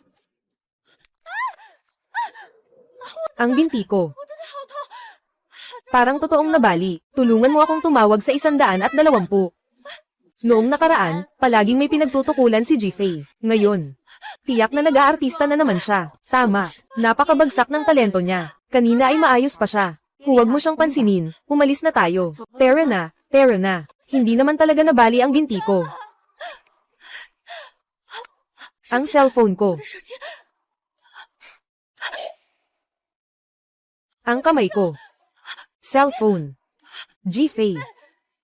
Ako ay kinilala ng isang award-winning na aktor. Kapag naging award-winning actress na ako, syempre, ipapahamak kita. Mas mabuti pang mamatay. Reyna ng pelikula.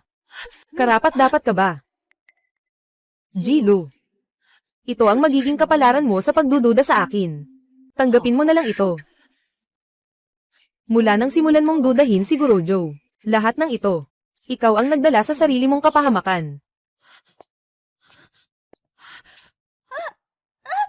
Ang aking binti.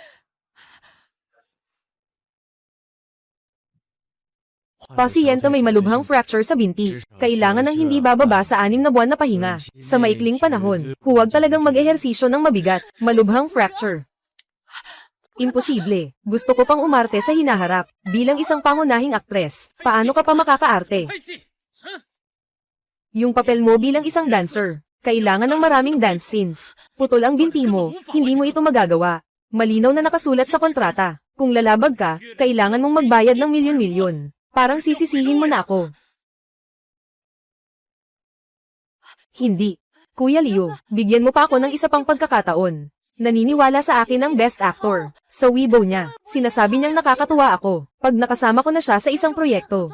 Ang maliit mong kumpanya ay makakaangat at makikilala ng buong bansa. Pera at katanyagan ay makakamit mo. May pagkakataon na hindi naman maibigay.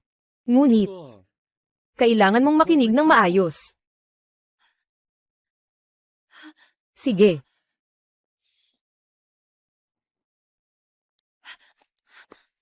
Ji-Fei, inusag mo ang binti ko. Kailangan mong magbayad at humingi ng tawad ngayon. Basta't mapatunayan lang na si Ji-Fei ang nagsulong ng akusasyon laban sa akin. Para makapanghuthut din ng pera. Muli niyang masisira ang reputasyon ni Ji-Fei. Talagang kapwa kapakinabangan. Nalugi. Humingi ng tawad. Saan ang ebidensya? Nung itinulak mo ako, napakalihim ng posisyon. Siyempre, walang nakakita. Ang ibig mong sabihin, hindi ba't ako mismo ang nagpasira ng aking binti at nagwasak ng aking kinabukasan? Ate, ito ba ang kaya mong gawin? Ako, noong una, nang aangkin ka pa ng pondo at donasyon. Tama. Para makakuha ng atensyon, sariling direksyon at pagsasagawa, hindi naman ito imposible, di ba? Ji-Lu. Sa iyong ugali at galing sa pag-arte. Walang sino man ang maniniwala sa iyo.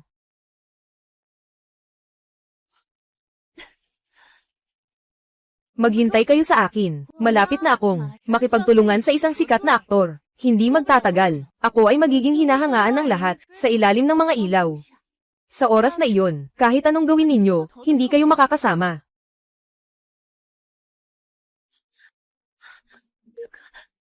Hoy, Kuya Leo. Ji-Lu. Bukas ang kaarawan ni Wen Yujing. Inimbitahan ka niya na dumalo.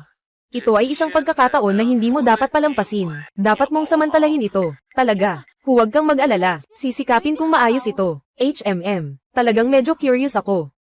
Si Ji-Lu at si Wen Yingdi. Anong klaseng tanawin kaya iyon?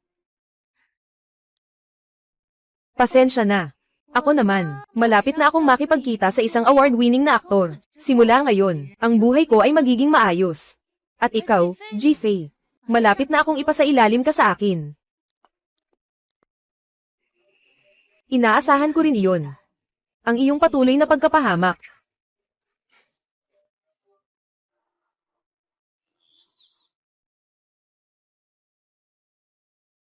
Bukas ay kaarawan ng pinsan ko, si Wen Yujing. Sama tayo. Ang pinsan mo na si Wen Yujing. Alam mo na ba ng maaga, na nagkamali si Wen Yujing ng tao?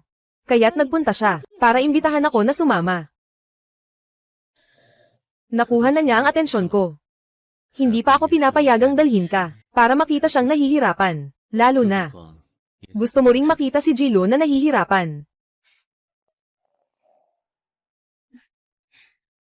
Ako, si Ji-Lu. Nasa paaralan kami, pero ang pangalawang pinakamaganda sa paaralan. Sikat na sikat sa lahat. At saka, kaya tinanyayahan ako ng pinakamagaling na aktor. Narito na ang pinakamagaling na aktres.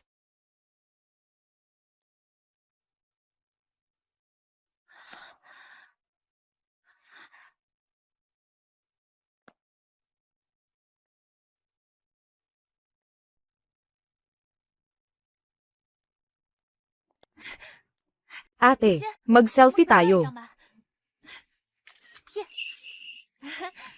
Ate, ako naman, kailangan nang pumasok sa set para mag-shoot. Sana ay patuloy mo akong suportahan. Ikaw pala si Wen Yujing, na sinasabi sa Weibo, na pinuri ang Ji-Lu. Ako iyon. Pati si Lin Xiao na isang best actress. Alam ng lahat, mukhang talagang sumikat na ako. Nagtataka ako, itong Wen Yujing. Nabaliw na ba siya sa pag-arte, o ano? Paano siya nagustuhan ang ganitong mababaw at hindi karapat-dapat, yung babae?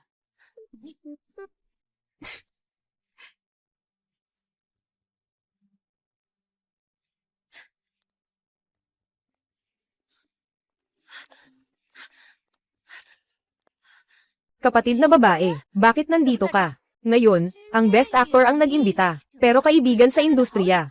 Hindi ka ba isang stalker fan? Pumasok ka ba nang hindi napapansin? Stalker fan. Ang pinakakinaiinisan sa industriya ng aliwan ay ang mga pribadong tagahanga. G-Fay, maghintay ka lang na moalang-galang.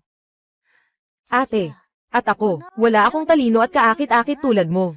Ang mga tao dito sa venue, kailangan lang nilang tumingin sa iyo ng isang beses. Mamahalin ka ng lahat.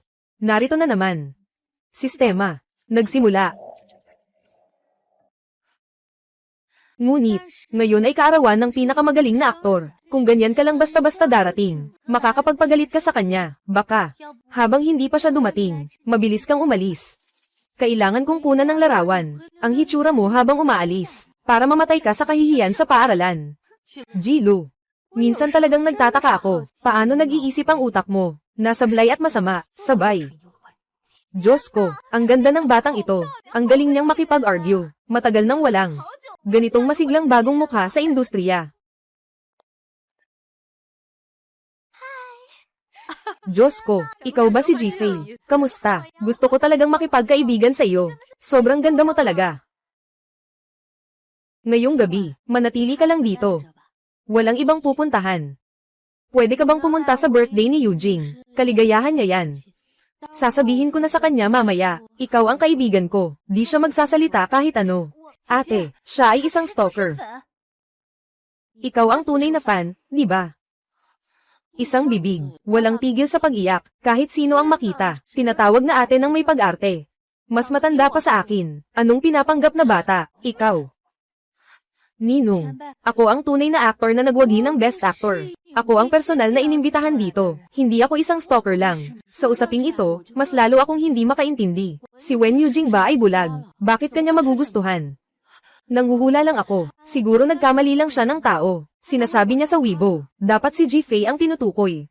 Imposible, kung ang taong hinahanap niya ay si G-Fay, kailangan kong lumuhad at sabihin na aso ako. Salamat sa kaibigan na nagbigay ng tali ng aso. Sistema. Naka-on.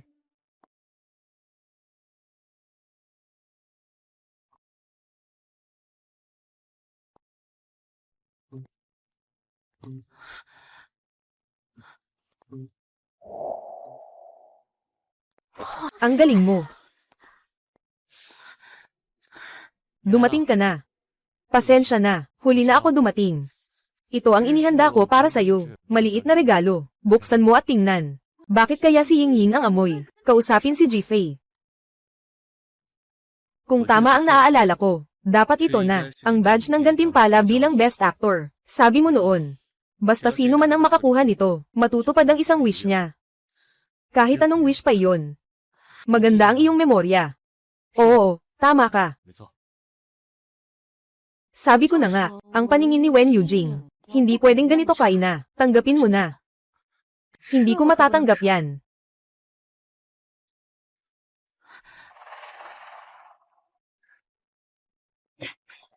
Salamat sa'yo, talaga bang anumang hangarin, ay maaaring matupad? Sino ka? Ako. Ako si Jilu. Inanyayahan ka, sa kaarawan kong handog. Kakaunti lang, hindi masyadong maganda ang ilaw. Akala mo si G-Fay ako. Pero ayos lang, dahil tinanggap ko na ang regalo mo. Siguradong mapapatawad kita. Ikaw talaga si Jilu. Oo, ako si Jilu. Totoo ba, siya si Jilu? Tingnan mo ang ekspresyon ni Wen Yujing. Ang taong hinahanap ay talagang si G-Fay. Talagang kawili-wili ang eksenang ito. Hindi tayo nagpunta rito ng walang dahilan. Oh, naiintindihan ko na, Kimifi. Gusto mong magpanggap na ako. Pero sayang, ngayon, nandito na ang tunay. Ikaw, matapos ang lahat, ang peking ito, hindi na kayang magpanggap pa. Kaya, binabati kita, ate, makatotohanan ang mga nais ng puso. Yujing Ge. Sabi mo, anumang pangarap ay maaaring matupad. Totoo ba iyon? Ako.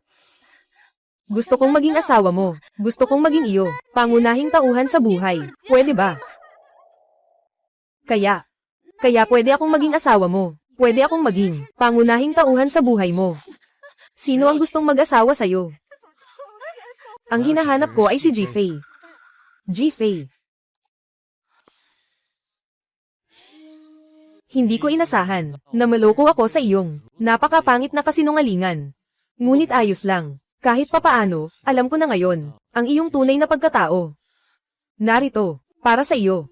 Kapatid, bago ibigay ang simbolo ng pag-ibig, dapat bang tanungin ang opinyon ng kanyang magiging kasintahan? Sino ang makakapagsabi sa hinaharap? Tama ba, Fei-Fei?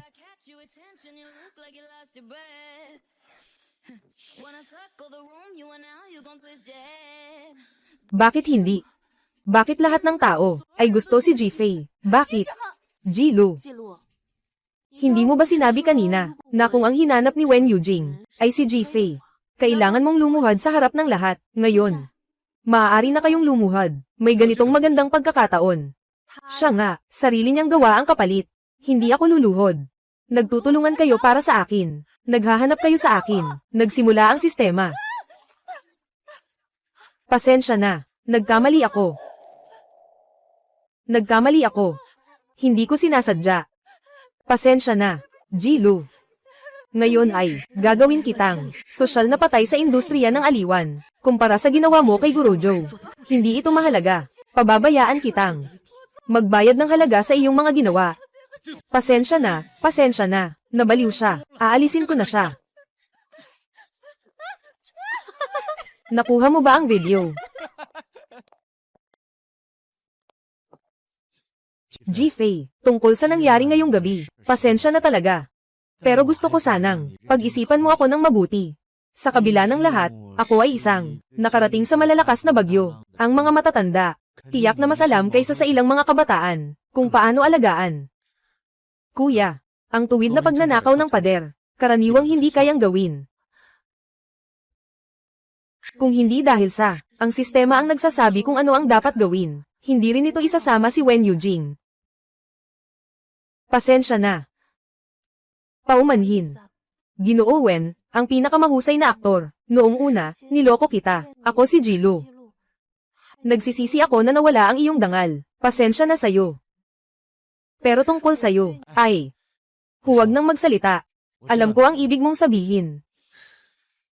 Swerte mo, bata. Ingatan mo siya. Kung hindi, babalik ako para agawin siya anumang oras. Umalis na.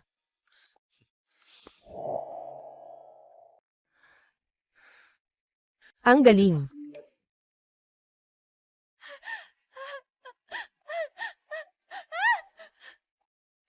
Ang iskandalo ni Ji-Lu ay nailabas na. Sa hinaharap. Gusto niyang makilala sa mundo ng aliwan. Hindi na ito posible. Hindi mo pa rin siya nauunawaan. Yung taong ito, kahit anong gawin para lang makamit ang layunin. Kahit anong bagay ay gagawin niya. Sige na, tara na.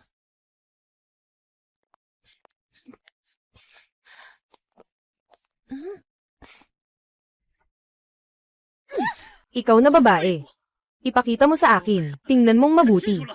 Sabi ko, kumpanya. Sa huli, sasamahan ka sa tagumpay. Ngayon, ayos na. Ang pangalan ng kumpanya. Lahat ng ito ay nasira dahil sa'yo, cute, nagagawing pangit.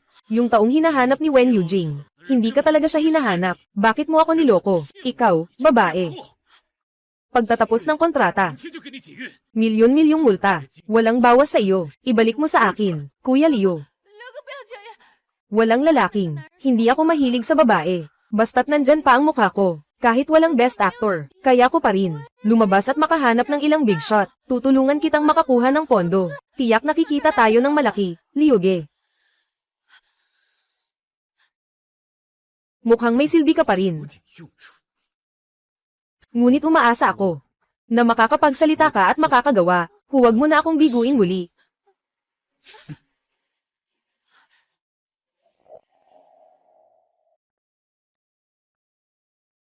Ji-Fei, sabi sa online, ikaw ang taong hinahanap ni Wen Yujing. Totoo ba ito? Diyos ko, sobrang tahimik mo naman.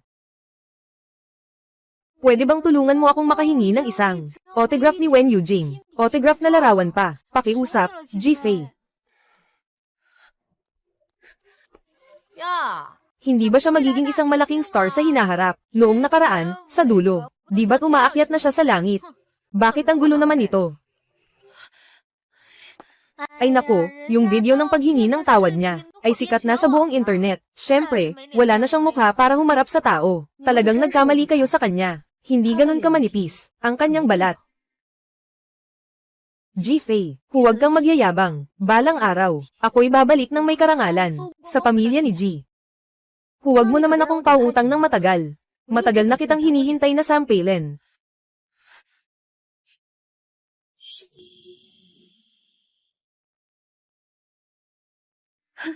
Kahit na mapahiya ako sa industriya ng libangan, at makasakit ng damdamin ng isang movie star, ano pa, hindi naman ako mawawalan ng paraan.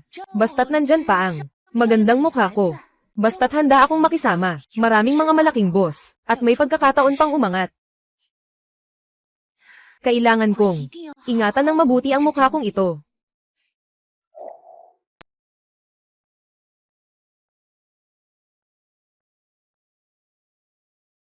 Fei, maraming tao ngayong hapon. Walang oras ang mga beautician para sa'yo. Sandali lang. Ikaw ang bahala sa pag-receive sa VIP room sa itaas. Sige. Kuya Leo, huwag kang mag-alala. Siyempre, aalagaan ko siya ng mabuti. Totoo yan. Siya sa akin. Ayos lang yan. Mukhang talagang nag-aalala si Ginoong Wang sa iyo ngayon. Sundin mo siya ng mabuti. Hindi ka mawawalan ng kabutihan. Tungkulin, yaman, walang problema. Naiintindihan ko, sisikapin kong alagaan siya.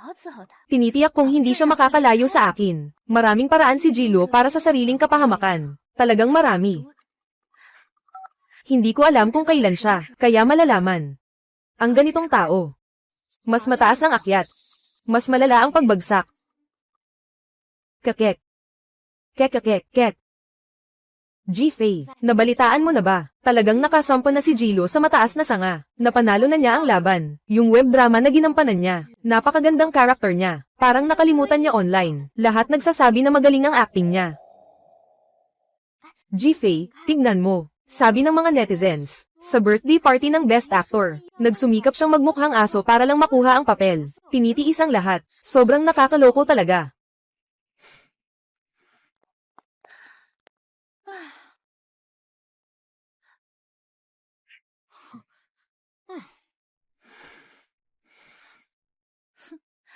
Ayusin mo ng mabuti ang payong, para hindi masunog ang mukha ko sa araw. Bukas kailangan ko pang mag-makeup sa camera. Talagang magpapanggap, hindi naman basta-basta isang low-level na artista lang, di ba?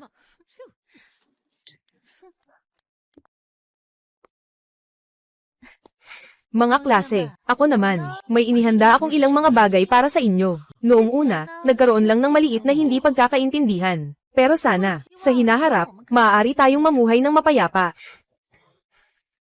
Lulu, sobrang magalang mo naman. Matagal na naming alam naming ikaw ay may potensyal. Ang galing ng iyong pag-arte. Sa hinaharap, tiyak na susuportahan ka namin. Oo, huwag kang mag-alala, kami ay mga tapat na tagahanga mo.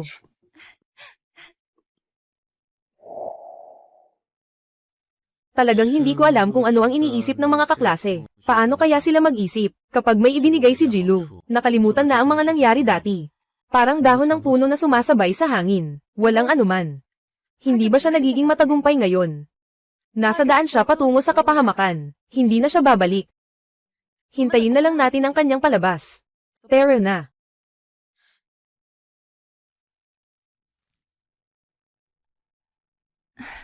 Ngayon, sikat na si Jilu. Ang mag-asawang ito ay para sa kanilang interes. Talagang kayang magtiis at umangkop. Lulu. Mama noong una, hindi naman sinasadya na itaboy ka. Gusto lang namin na makapag-ehersisyo ka. Magsimula ka. Tingnan mo. Tulad ng inaasahan natin. Talagang maraming pangarap. Oo, hintayin lang ang tamang pagkakataon. Kukunin kita pa uwi. Magkakasama tayong pamilya. Ayos.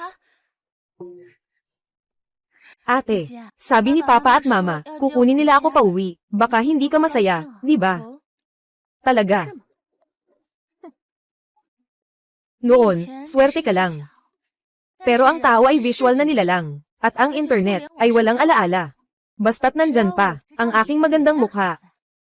Maaari akong makabangon muli, talagang inaabangan ko ang makita ka. Gaano kataas ang kaya mong umakyat? Jilu. Tamasahin mo ang iyong huling sandali ng kasikatan. Naghihintay ako sa iyo, sa araw na hindi ka na makakapagsisi. Mom at Dad. Sabi ni Ginoong Wang, na mamumuhunan siya sa paggawa ng pelikula para sa akin. Sa araw ng press conference ng pelikula. Sana ay kunin niyo na ako pauwi. Sige, sige, pag-iisipan namin yan. Ang anak natin, talagang may potensyal. Ha ha ha. Tingnan mo ang sarili mo. Bakit ka kumuha ng mga thug para saktan si Jilo? Sikat na siya ngayon. At makakatulong sa negosyo natin. Dahil sa gulo mong ito. Tingnan mo ang mga mamamahayag. Nakaabot na sa harap ng bahay. Hindi ko akalain na sobrang seloso ka. Sobrang nabigo mo kami. Mukhang si Jilo. Hindi na naman nakatiis at nag-arte. Binabato ako ng dumi. Talagang ito ang kanyang estilo. Tingnan mo. Hala. G-Fei, sinasabi sa online na dahil sa selos, nag-hire ka ng tao para saktan. Ang nakabababatang kapatid mong si Jilo. Totoo ba ang balitang ito? Sa tingin mo ba, naninakaw niya ang spotlight mula sa'yo? Kaya't ganun siya kagrabe sa kanya.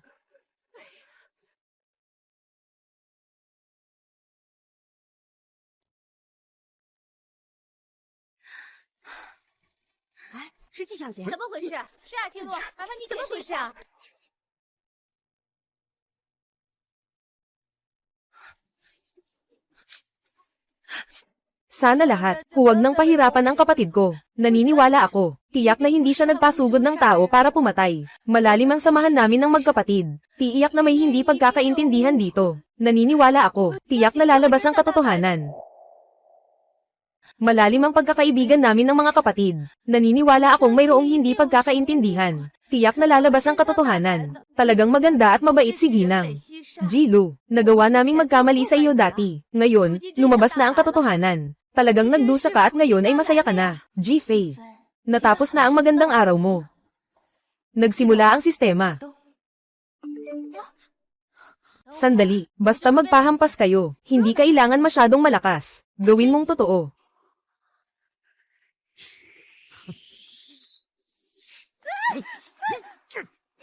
Paano mangyayari to? Malaking pagbabaligtad ng taon, mabilis na live stream, agad-agad. Sa kayamanan na ito, pananatilihin ko na. Hindi ko inasahan na ikaw ang nag-ayos nito. Anong nangyayari? Ipaliwanag mo. Hindi ganito. Anong nangyayari? Pakinggan niyo ako, ipapaliwanag ko. Mayroong hindi pagkakaintindihan. Pakiusap, Ginoong G, Ginang G, si Ginang. Jilo ay may malalim na balak, sariling script, baligtad ang puti at itim. Ito ba ay natutunan mula sa inyo? Ito na nga, ito ba ang edukasyon ng pamilya ni G? Hindi. Hindi ito totoo. Si Jilo ay hindi ko anak. Matagal na siyang nawalan ng ugnayan sa pamilya ni G. Anumang bagay na ginawa niya, ay walang kinalaman sa atin. Isa lang ang anak kong babae, si G-Fei. Isa lang ang anak kong babae, si G-Fei. Mama, Papa, sinabi nyo, nasa press conference ng pelikula, babalik nyo ako. Hindi nyo dapat bawiin ang sinabi nyo.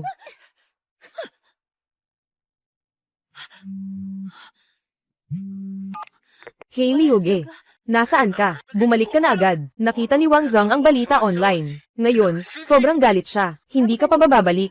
Pagdating ng panahon, yung mahigpit mong yakap na binti. Wala na. Ginang. G. Ginoong Wang, pakinggan mo ako. Hindi ito gaya ng iniisip mo. Ipaliwanag. Dahil sa katangahan mo, sa mga kalokohan mong ito, na nakakaapekto sa reputasyon ng kumpanya ko, kasama na ang mga stock ng kumpanya ko, bumagsak na halos ibenta ng mura. Ikaw ay isang malas na bituin. Umalis ka dito. Ikaw na walang silbi. Umalis ka.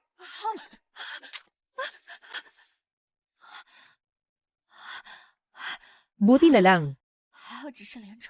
Walang nangyaring masama sa mukha. Kung walang pinsala sa mukha, may pagkakataon pa. Hello. Kuya Leo, maaari mo bang tulungan akong maghanap ng bagong boss? Hindi ako naniniwala na sa mukha ko ito. Hindi ako makakahanap ng kapalit. Fei, nandito ka na. Hindi ko akalain na makikita pa rin kita dito. Tita, tingnan mo. Ngayon, lahat ng totoo ay lumalabas na. Hindi rin naman ako apektado. Sa kahit anong paraan, maaari ko pa rin gamitin ang mukha kong ito para makabangon.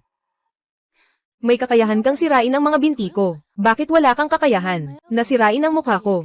Paano mo alam na wala akong kakayahan? Nagsimula ang sistema tungkol sa mukha kong ito, pero nagastos ng malaki. Paano mangyayari yun? Walang dahilan para masira ang mukha. Sobrang nakakatawa.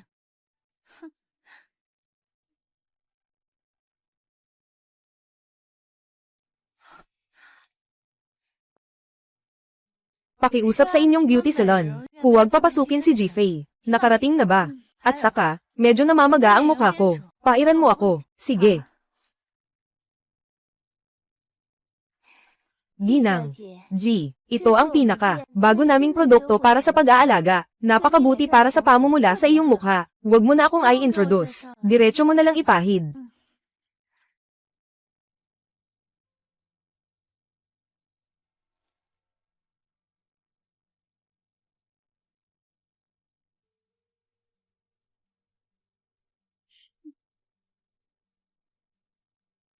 Okay.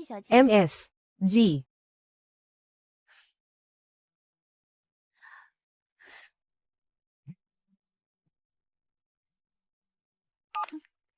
Hello. May isang Zhang na interesado sa iyo. Naipadala ko na sa iyo ang address. Diretso ka na lang doon. Sa pagkakataong ito, maging maingat ka. Huwag mo nang sirain ito. Huwag kang mag-alala, Liuge. Sa pagkakataong ito, tiyak na magugustuhan mo. Tapos na, ganito na lang.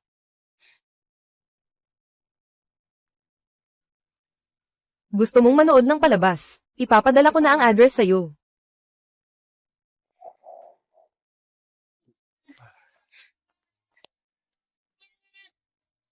Ginoong Zhang. Anong meron ka? Parang halimaw. Ang mukha ko ay... Ang mukha ko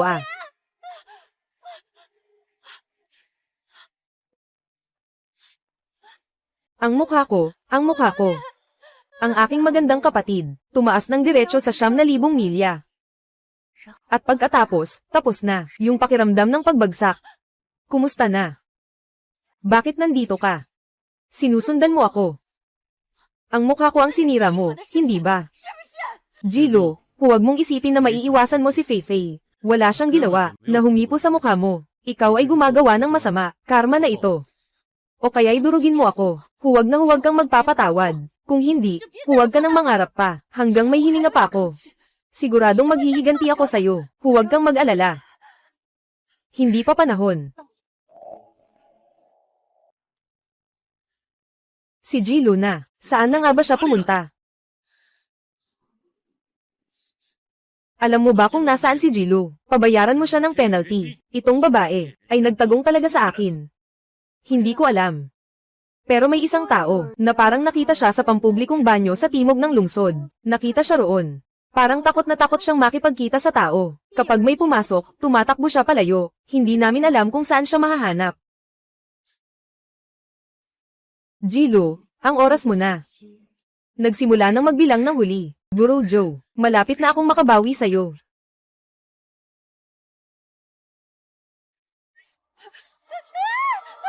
Tumakbo.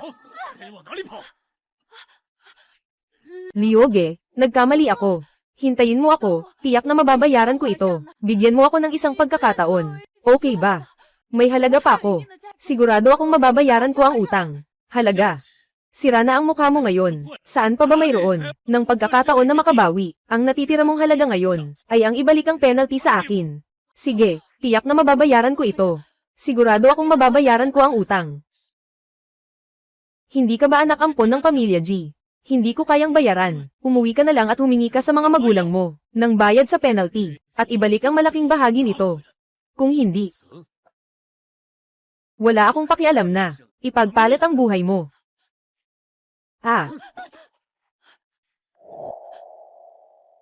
Naka-expel si Jilo sa paaralan. Hindi ko alam kung sino ang nag-upload sa kanya ng video habang nag-aalaga ng inumin sa internet. Napilitang palayasin siya ng paaralan dahil sa pressure.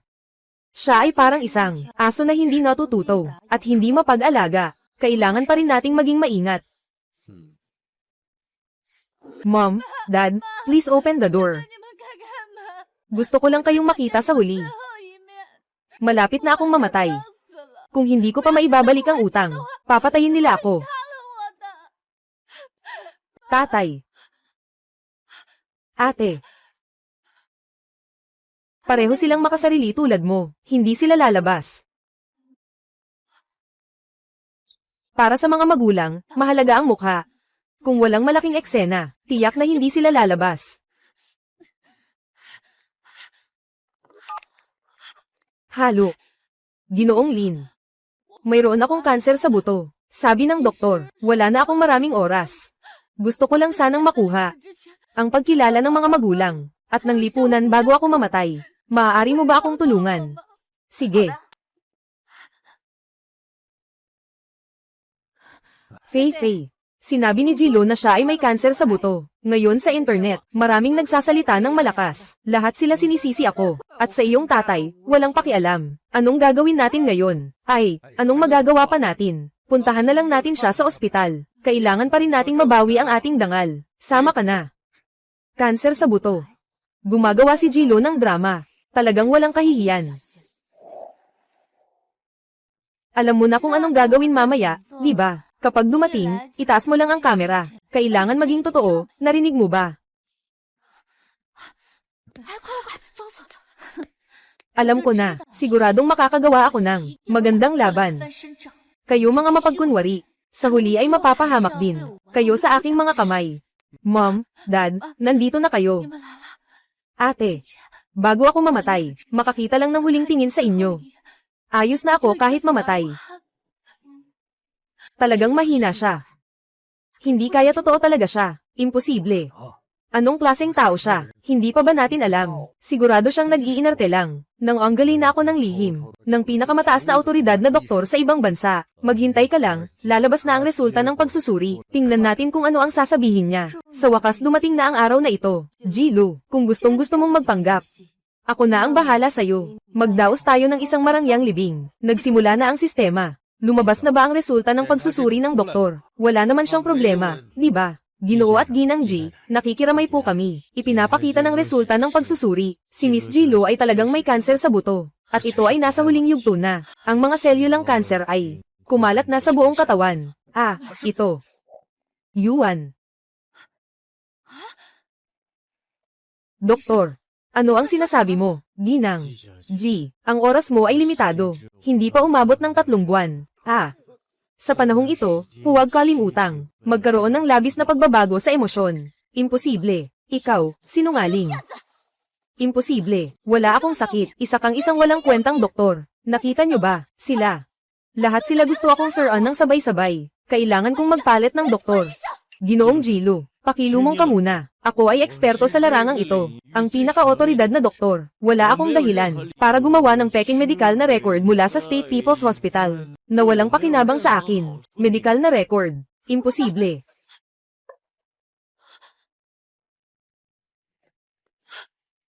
Ha ha ha.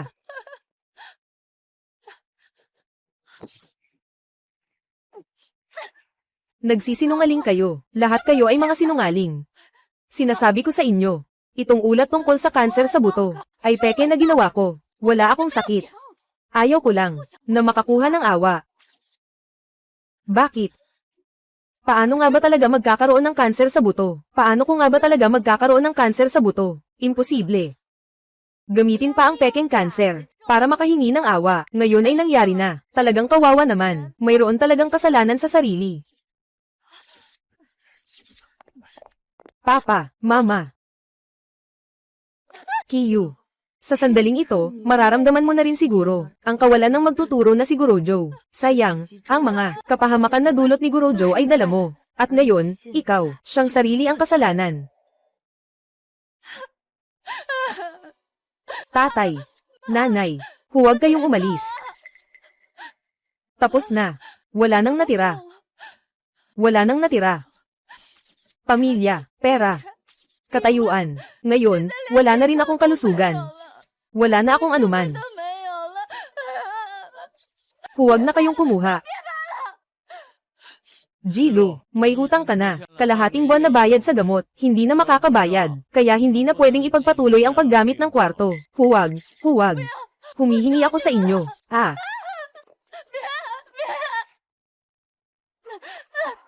Bitawan mo ako, bitawan mo ako. G-Fei, ikaw ang gumawa ng kalokohan. Tama ba? Bakit mo ako G na ganyan? Hindi ko naman sinasadya, kinuha ko lang ang iyo. 18 taon ng buhay. Kailangan mo bang ipalayas ako ng ganito? Sige, umalis na kayo. May gusto akong sabihin sa kanya.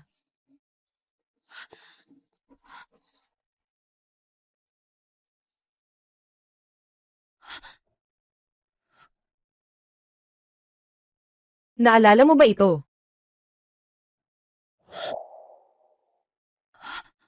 Kaya, ilagay mo ang independent variable ng function na ito sa formula at makukuha mo na ang resulta. Naiintindihan mo na ba?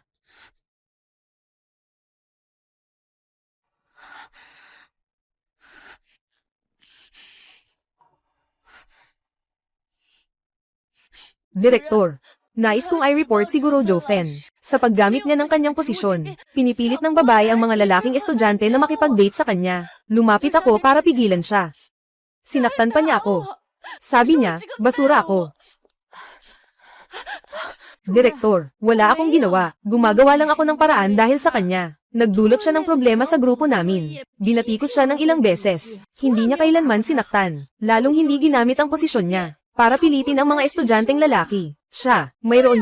Mayroon pa siyang tinanggap, mga red envelope mula kay Ma, ang ina ni Gujo. Napakabait kay Gujo, sa aming mga karaniwang estudyante, sinasaktan at sinisigawan. Guro Jofen, nawawalan ka ng asal, kailangan kang suspindihin ng paaralan. Wala akong ginawa. Klaseng Jilu. Bakit mo ako siniraan ng ganito? Dahil ayaw kita. Jofen. Pumunta ka para sa kanya, para mag-higanti. Ha ha ha ha ha ha ha. Talagang magaling si Jofen. Nakapag-alaga siya ng napakatapat na aso. Sobrang kahabag-habag ang pagkamatay niya. Haha. Bakit siya nagbigti? Hindi pa nga ako nakakalaro ng mabuti. Ha ha ha ha ha. Ah. Guro Joe ay isang guro na nagmamahal sa kanyang mga estudyante. Parang mga anak niya. Na mabuting guro.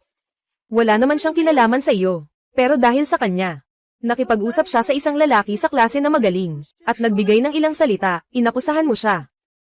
Na pinipilit ang mga kaklase niyang lalaki na paglingkuran siya, kung hindi dahil sa iyo.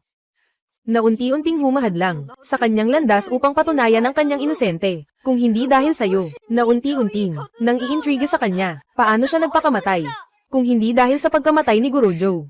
Paano ko malalaman na ako pala ang tunay na anak ng pamilya G? Bumalik ako para sa iyo, para mag-higanti. Gusto kong magbayad ka ng dugo sa dugo. Kaya't Jilu, lahat ng ito ay dahil sa sarili mong pagkakamali. Sariling gawa. Ikaw mismo ang nagdala sa iyong sarili, patungo sa impyerno. Dapat ay tapusin mo na lang. Ako nang mabilis. Huwag mo akong pagdurusahin ng ganito. Pwede na ba? Patayin kita. Sobrang mura niyan para sa'yo. Gusto kong mabuhay ka ng maayos. Hakbang-hakbang mong tiisin ang kasalanan na ginawa mo. Maramdaman mo lahat ng sakit. Guro Joe. Kahit na mag-higanti ako para sa'yo, anong silbi niyon? Hindi ka na makakabalik. Magulang ni Gigia ay mabuti sa akin. Pero dahil lang ito sa sistema ng pagsisinungaling na nagiging totoo. Sa mundong ito, ikaw lang ang tunay na nagmamahal sa akin. Mga tao na nagmamalasakit sa akin. G-Fei. Patay na si Jofen. Patay na siya. Maaari mo ba akong iligtas? Pakawalan mo ako, please. Bakit hindi mo siya pinakawalan noon? Pakiusap, pakawalan mo ako. Pakiusap, palayain mo ako. Sige na. Totoo bang nagsisisi ka? Ah, oo, syempre.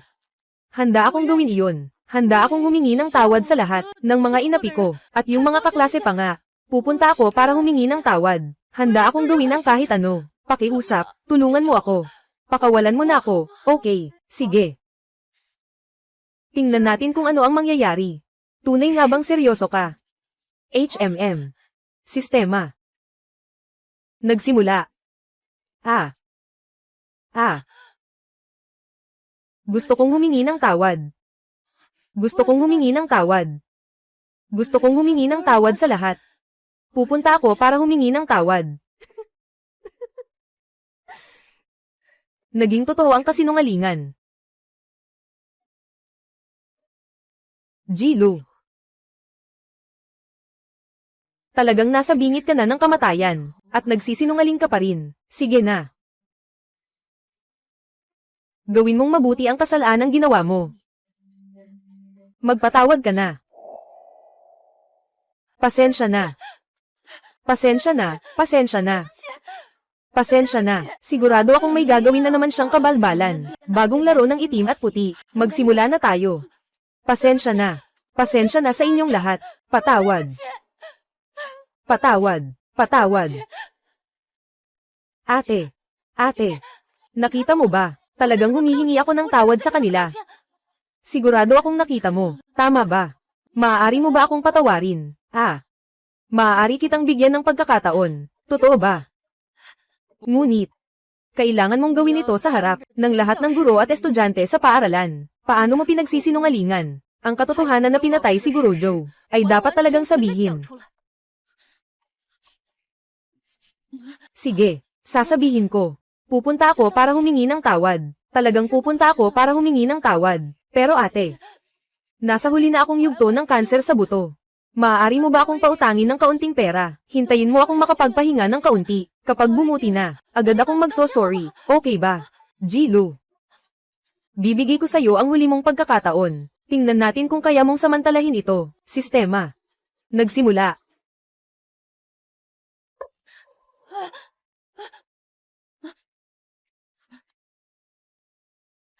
Ako ito. Ako ang dahilan. Ako ang pumatay kay Guro Joe Fen. Ako ang pumatay sa kanya. Naiinggit ako sa kanya. Naiinggit ako sa kabaitan niya kay Gujo. Kaya't paulit-ulit akong nagsinungaling. Upang siya'y mawalan ng pag-asa. Ako ang dahilan ng kanyang kamatayan. Ang pagkamatay ni Ginang Joe Fen ay may kinalaman din sa akin. Bumalik ako upang maghiganti para kay Ginang Joe Fen. Bigyan si Ji-Lu ng nararapat niyang parusa.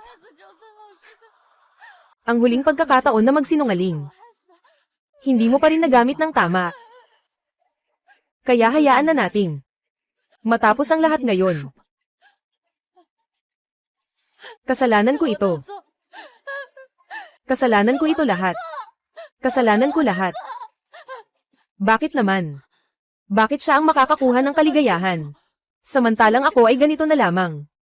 Kahit na mamatay ako, gusto kong dalhin ang isang tao sa marangyang buhay na hindi ko matitikman. Ji-Fei. Huwag kang umasa na makakakuha ka rin.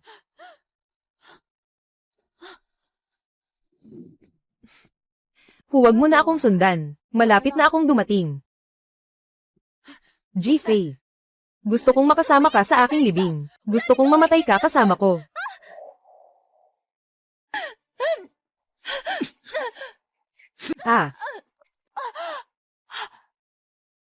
Ji-Lu.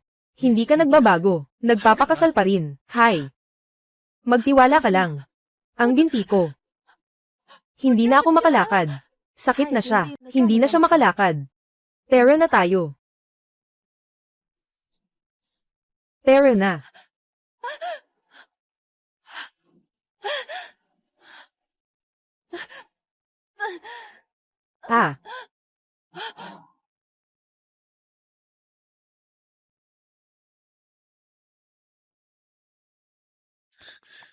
Fei-Fei.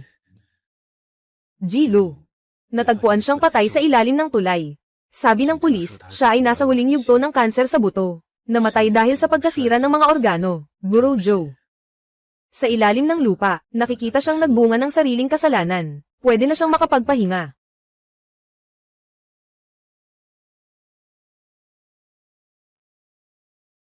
Guro Joe. Sa wakas, napalaya ko si Ji-Lu sa nararapat niyang parusa.